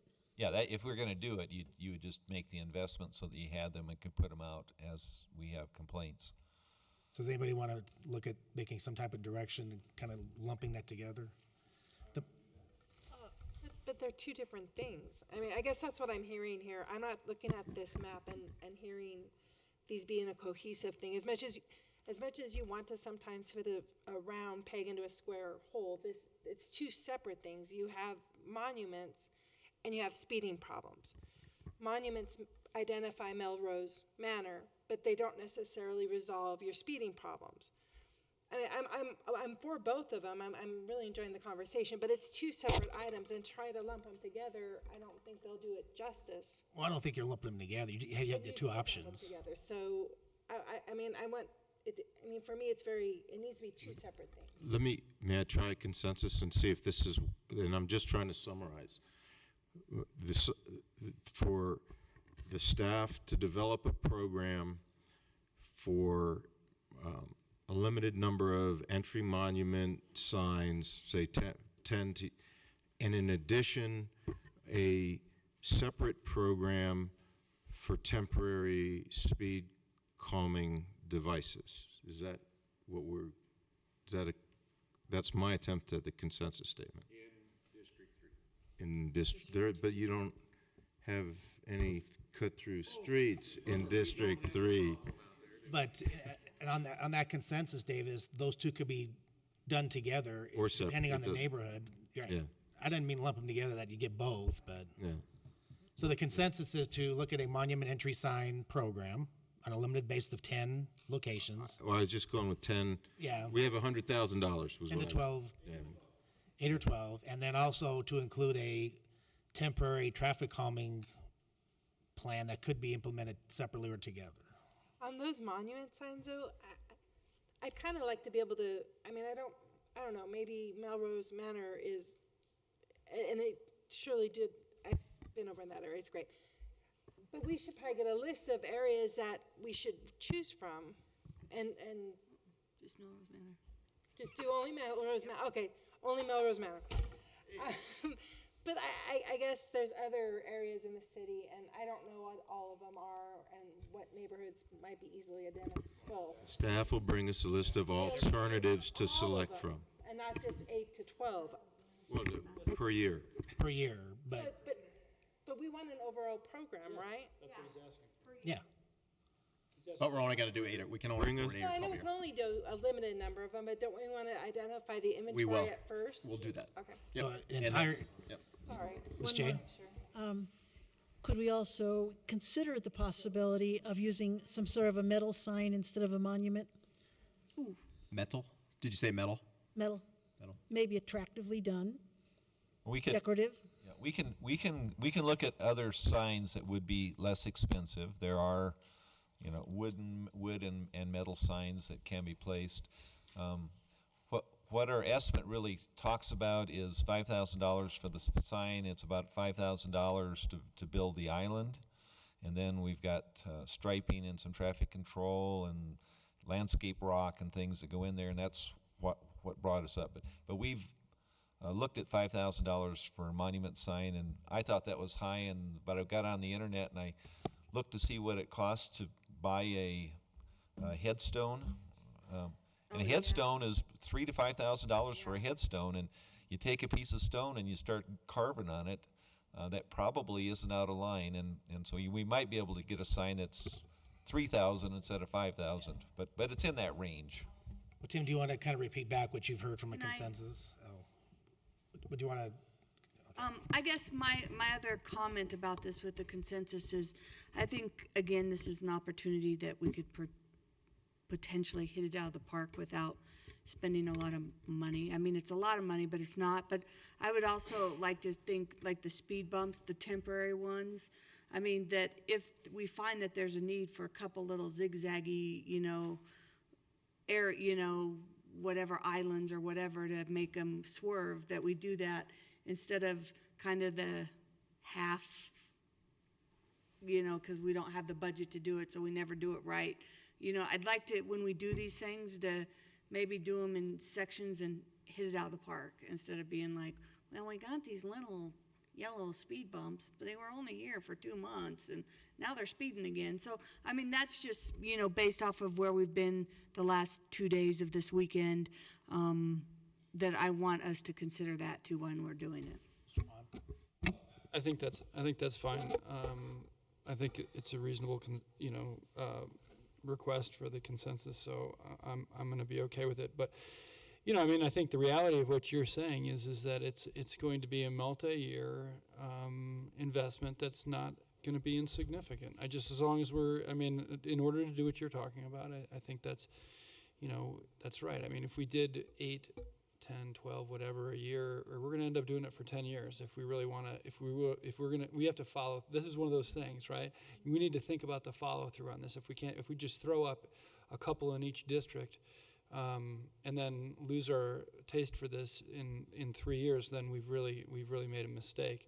And so I think we're going to be talking about hundreds of thousands of dollars over, several years, 10 years, something like that, in order to do it. And I'm okay with the intent about hitting out of the park, but I just want us to, as we're going through the program, then I think the program ought to be responsive to that intent, but also what it looks like to be committed to this, and doing it legitimately over a period of time, because otherwise I would be concerned about follow through. So Tim, would you kind of repeat back to what you've heard for a consensus? I will, but let me make one comment first. That's why I gave you the information on the program, because if you're going to do it right, which is what I'm hearing Christie, then you're going to spend $300,000 to $400,000 a year to build these that way. Now we can do it what we thought was second tier, and we could go with nothing but a speed bump program, which is what we put together a few years ago, but fund it entirely and not ask the residents to help fund that. That was a lesser cost program, and we thought we could do that with existing staff because we would only budget X dollars, and so it's first come, first serve. So we may only have 2 or 3 installations a year, depending on how you fund it. I mean, and you'll have that opportunity at budget. So to recap where I'm at today is that we will try to identify specific locations for neighborhood monument signage and use the budget we have today, the $100,000 for that this year. We'll also investigate, and if it isn't too expensive, Patrick to approve buying some temporary speed bumps, and we can try to implement that the same as we're implementing the speed trailers. And then ultimately we'll work on a neighborhood traffic control program similar to what I just talked about, and that we may come back and suggest just a speed bump program like we did in 2007, that as another option for funding next year. How does that sound to everybody? How are we going to pay for the temporary ones? He just said I don't think they're going to be that expensive, and if they aren't that expensive, we'll be able to find a way to take care of it within this budget, or I'll take some money out of this sign budget if it's $1,000 or something. Does anybody have a problem with that description? I've got a question though. Tim, what's the relative cost? You've talked about the speed trailers, and I guess we have 1 or 2 of those around. What do they cost, and how effective are they? They're effective while they're out. Yep. And the day we take them away, then folks forget that they're speeding and they start speeding again. So it's awareness, and it's good for a short-term awareness. We've just bought 2 new trailers 2 years ago, and they're in good shape, and they really are fairly trouble-free. So it's just a cost of dragging them out and setting them up, and then picking them up. We leave them out about a week, and then we move them to another location. Now, do we do any, and I know that it happens in the city and county of Denver, photo radar enforcement? No, we do not. No. Is that is that an expensive program? Yeah, it is because you have to move them around. What we were looking at when we were putting up the radar speed signs that we have out is we were going to try to fund more of those, and then again because of budget we pulled those back. So that was another option where you could fund a couple of those in some streets that we always come back and put up the speed trailers. If we had the money, we could mount a couple of those permanently, and they would be more effective than taking the speed trailer out 3 or 4 times a year at the same location. We have those on Pierce and on 44, those flashing lights, and they're on a pole. Those are about $5,000 each. Yeah, they were about $5,000 a piece for those. Any other comments or questions on the program? Mr. Mayor? Mr. Mayor? Yeah. I have a question. So you're not going to vote on Mr. Reinhardt's consensus? Well, that's the consensus that was repeated back. And I said, does anybody have a problem with that consensus? Everybody okay? Okay, so it's a consensus. Okay. Agree on his comments as a consensus. And I have, for clarification, are they going to be speed bumps or humps? Because they're different. Call them humps for now. Okay. All right. Thank you. We'll move on to staff reports. Anything, Patrick? No, sir. I think Christie is going to bring up. All right, elected official reports. Christie?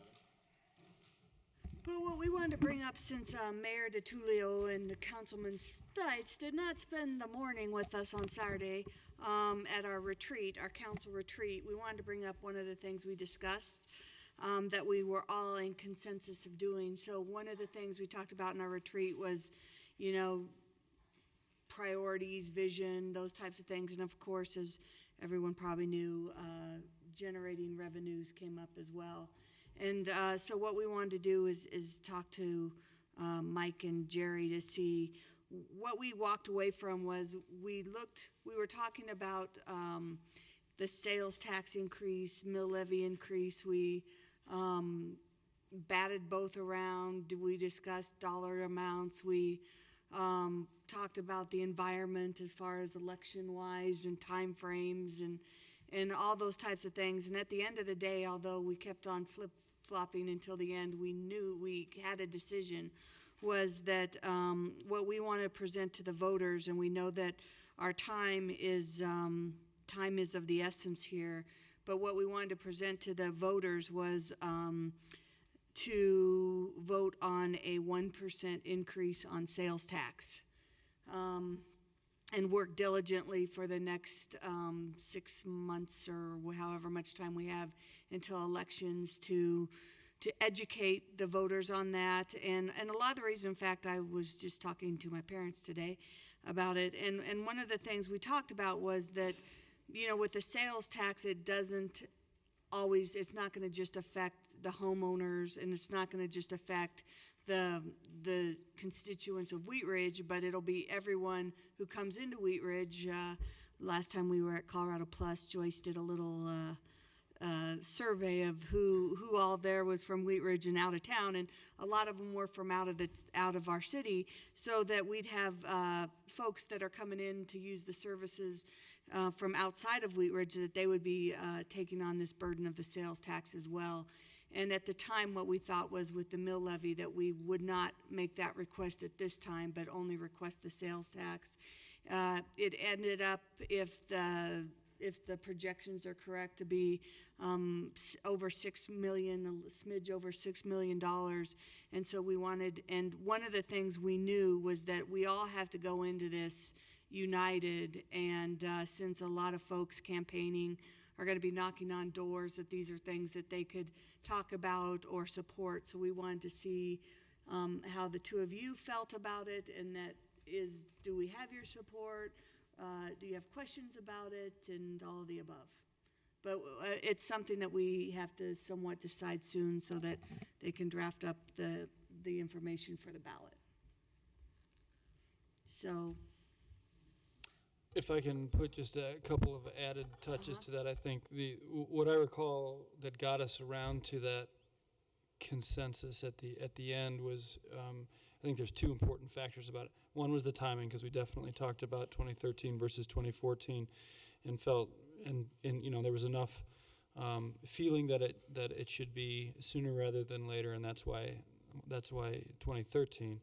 And then I think you know, a lot of discussion about you know, how many, really trying to get to the point, and I think everything you said, obviously, about why sales tax versus mill levy, but maybe also important, having one distinct question, one distinct thing to campaign for, right, as opposed to multiples. Right, and the other thing we also considered was the mill levy, as we've discussed previously, affect the businesses a lot more than the households.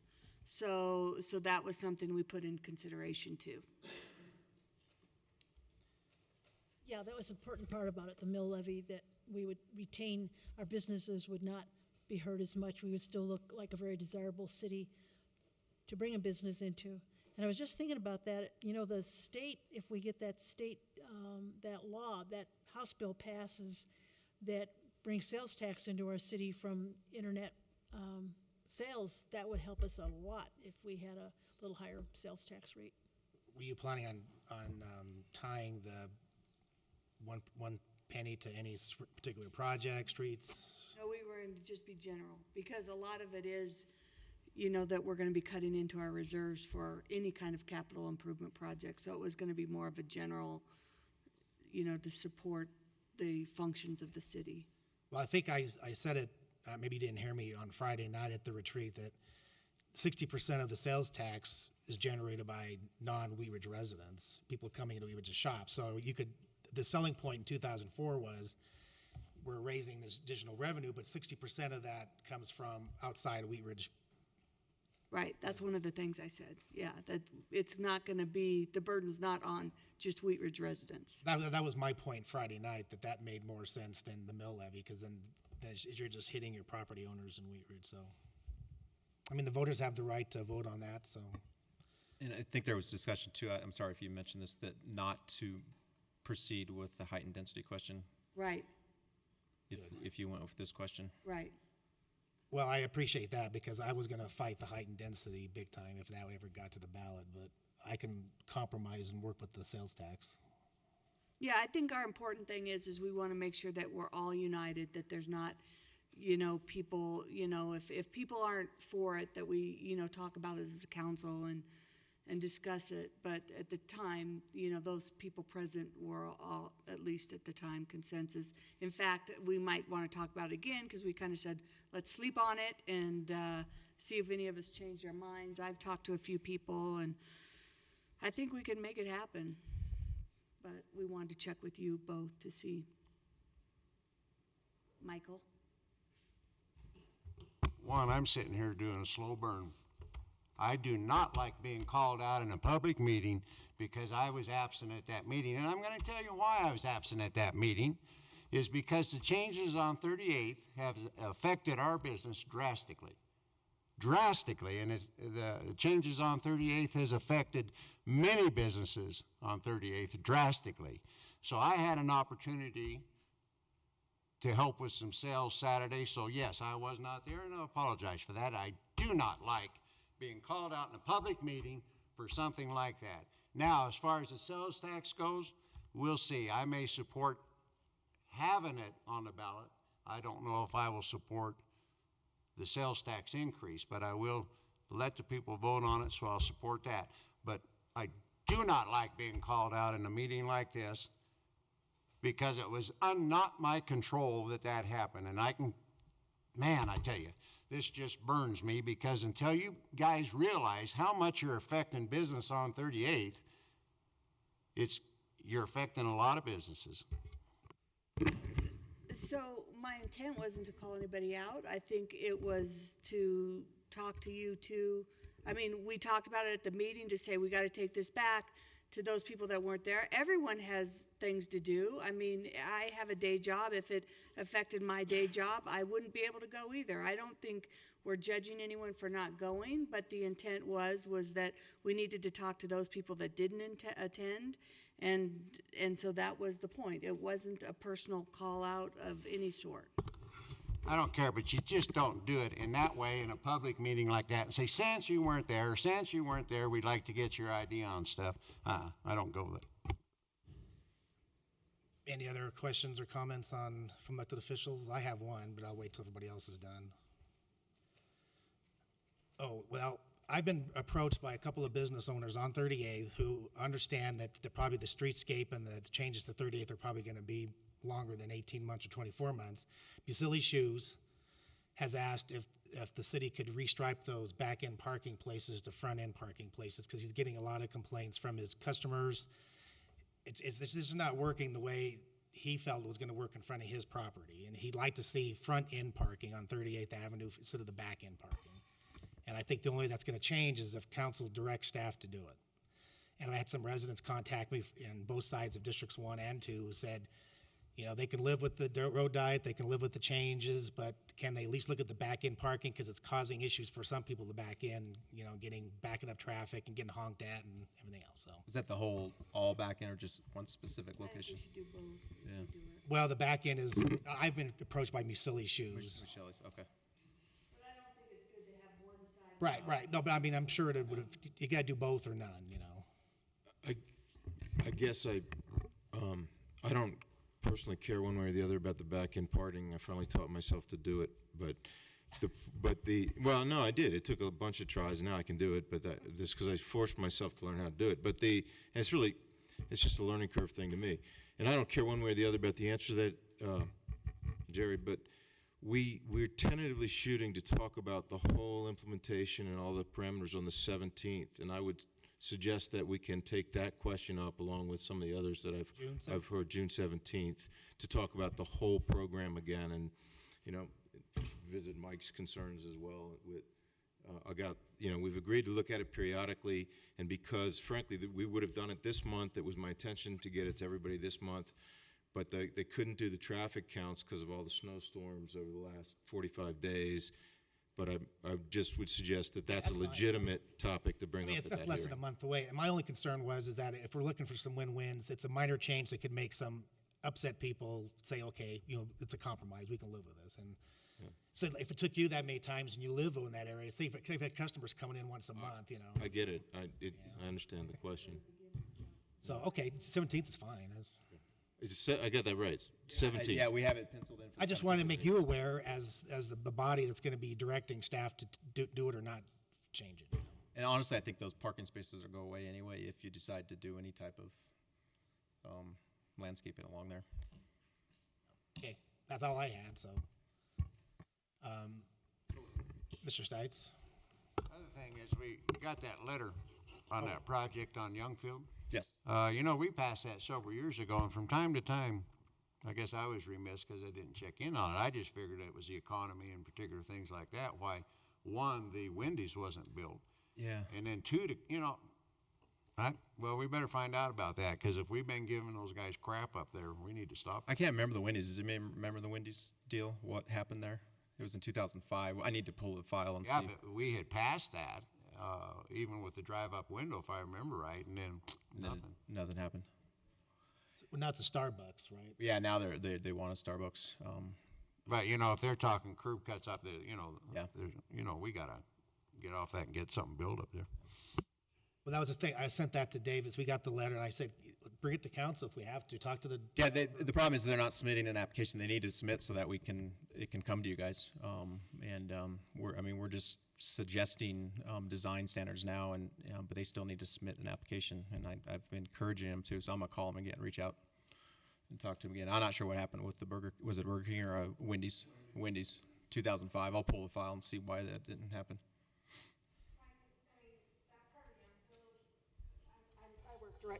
I work directly south of that. And that part of Youngfield gets really messy. I'm all about a Starbucks a block and a half from my office. But it gets very messy and tight there because it kind of goes from 2 to 1, and then it has that traffic signal there, and the McDonald's is, I don't know. It'll be interesting to see. I'm all about trying to get a Starbucks there, but I can see where that could be hard for them to probably try to get something with a lot of traffic. So any other elected officials matters? What was the decision on this sales tax? Are we moving forward? I don't think you guys already decided that. Well, no, I don't think we got a consensus. I would go ahead and bring it forward.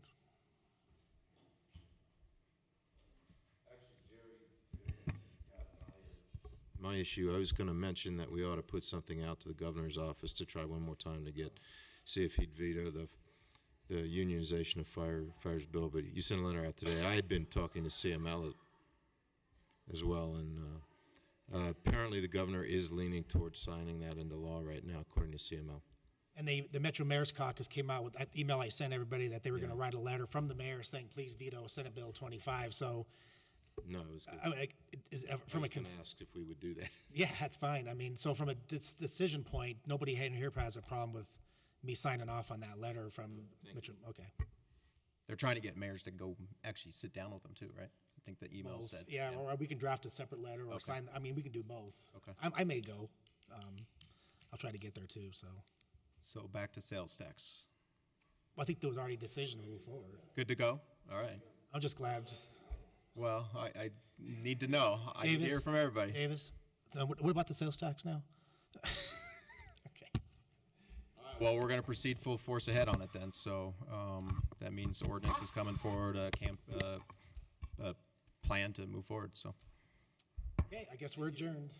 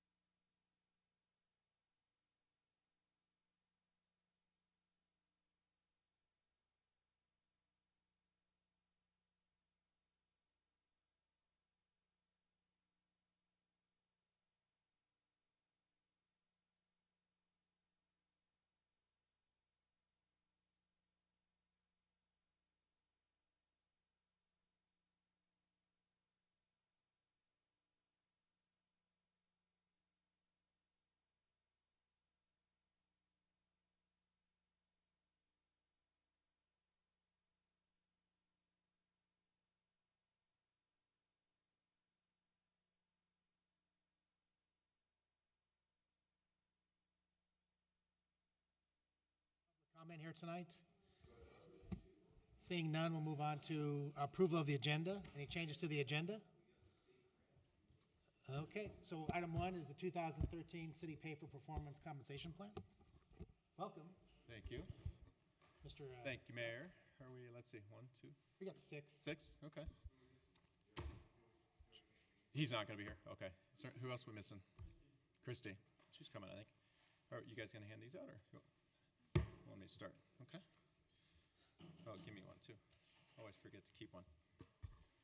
Well, thank you, Mayor and Council. I'm very excited about bringing this to you tonight. This is a project we've been working on for quite some time. And for me, in my opinion, this is one of our probably biggest administrative successes at the city here. This is something that needed to be done for quite some time, and actually been asked by council to bring this to you, and I think you're going to be pleased with it also. So we're just going to give you an update about the direction we're moving with our compensation plan. As you remember, we do have some monies budgeted in this year's budget to implement a new compensation plan. So wait till Heather gets back. So what you're going to, first of all, I would like to introduce a few folks. Y'all know Heather Geyer, of course. I don't know if you met Tamara Dixon yet. Tamara is our new HR manager. She's been with us for 7-8 weeks now. Yeah. So I always like to say this, her very first meeting on their very first day was a 4-hour meeting about compensation. So she did. Yeah.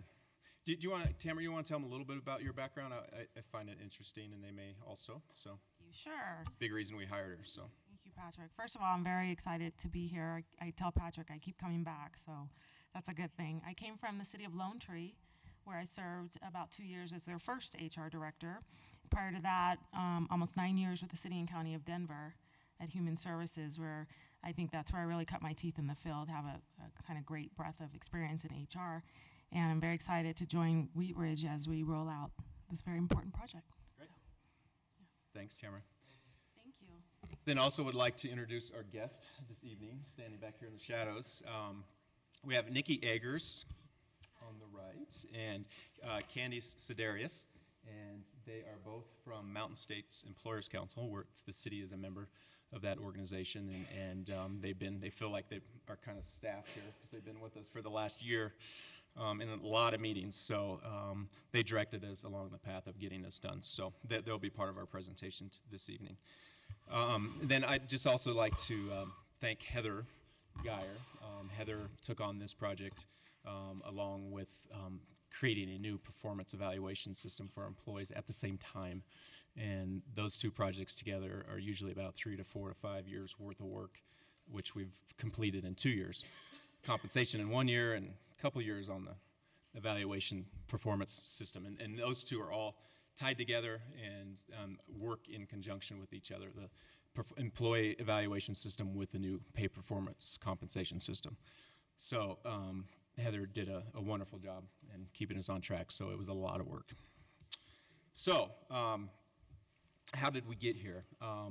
As I mentioned before, this is a council directed item, not just from this council, but some previous councils, that we move from a traditional merit step compensation plan to a pay per performance system, which is what we're doing.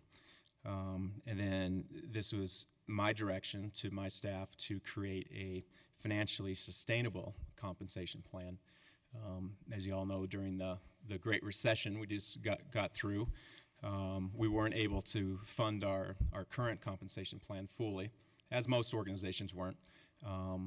And I figured this was the best time to take a step back and to look at how we could put a new plan in place that hopefully could be sustainable and financially sustainable over the long haul, which I believe this plan is going to be.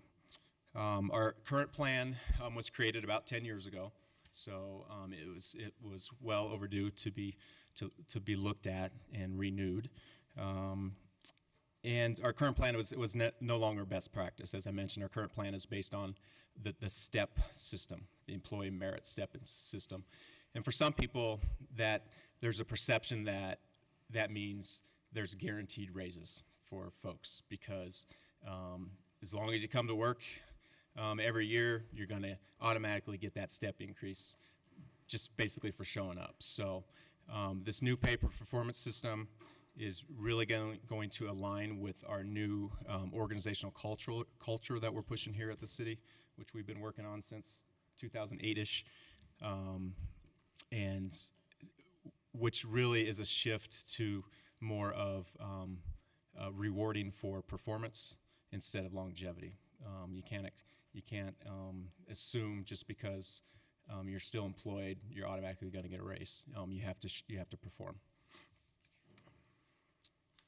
So we're moving into this new normal. You may have heard of that over the last couple of years during the recession. The things have shifted since the Great Recession. People are looking, organizations are looking at how they do business and looking at different ways to make sure that we're remaining fiscally sustainable over the long term. So with our new plan, we're going to have a much greater emphasis on total compensation, not just what employees get in their paycheck. We're going to be looking at, we do look at the whole package, which includes your paycheck, includes your benefits, includes wellness opportunities, it includes growth opportunities in the organization, training, personal time off, work-life balance. So in our recruitment process and trying to retain employees, again, we're going to be looking at the whole package, not just salaries. And as I mentioned in my introduction, this pay-for-performance compensation plan is going to be tied to our evaluation tool, and we're calling that our performance management program. We're going to be rolling that out this year. We are now training employees all year long. We're going to have an electronic system where employees will be evaluated through an electronic system. We're moving our employee evaluations all to the same date at the end of the year in November. And there's a new scale that we're developing to evaluate employees based on this new scale, and it's going to be tied back to the city's core values and mission. And if you remember that action, core values that the executive management team put together a while back, which stands for action, change, teamwork, accountability. Action, accountability, teamwork, integrity, opportunity, and now. So that's our core values and our expectations for employees. And they're going to be rated against those on an annual basis when they get their evaluation. And as I mentioned before, a greater emphasis on results, performance, and less on longevity. So getting rid of that perception and that expectation that you're getting a guaranteed pay increase just because you come to work. And then also our market comparison is going to be much larger. If some of the council members who've been here longer may remember this more, but well, why are you laughing, Mayor? I didn't want to say some of your older council members. Our current system, we compare the city to 13 other cities in the metro area as benchmarks for our market studies. We're going away from that, which was something I heard from council members over the past several years. And we're going to be comparing ourselves to literally thousands of jobs out there in the market, and both private and public. Again, is something that I heard from council that you wanted us to compare ourselves to the private sector also. So Candy and Nikki will talk about that in more detail. And with that, I will turn it over to Candy. Thank you and good evening, everyone. I want to begin by giving an overview, and then Nikki and I will go on from there and give you more detail. First, a little bit about Mountain States Employers Council. We're a nonprofit organization founded in 1939. We have about 3,000 member companies that we work with in a variety of areas, HR, legal. We do salary surveys. You'll hear more about those. And the work that Nikki and I do is with members of all shapes and sizes. We work a lot with the public sector as well as the private sector in designing and updating compensation planning. So the first thing that we do when working with an organization is to identify objectives. You've already heard most of those objectives, but again, it was to revise the base pay plan to ensure financial sustainability, but also flexibility for the long term. Very important, and we spend a lot of time talking about those things such as action and the organizational culture to make sure that the pay plan will indeed be aligned with the overall reward system, mission, and values of the organization. One thing we were very grateful for was to have the opportunity to work with the executive management team, or EMT. We, as Patrick said, spent a lot of time, many hours meeting with the team to ensure that we had not only the support, the buy-in, but also the knowledge represented by the team in order to develop a system that was really going to be one that fit with the city. On that note, developing a pay plan is more art than it is science, so that's why it will always be based on philosophy that drives the design of the plan. Another thing that's very important is when we hear that organizations want to be competitive, of course they do. What does that mean? So we spend time talking about how we will approach the labor market, how we look at survey data, and what is competitive. Relative to what Patrick also said, total compensation, looking at all of the different reward elements.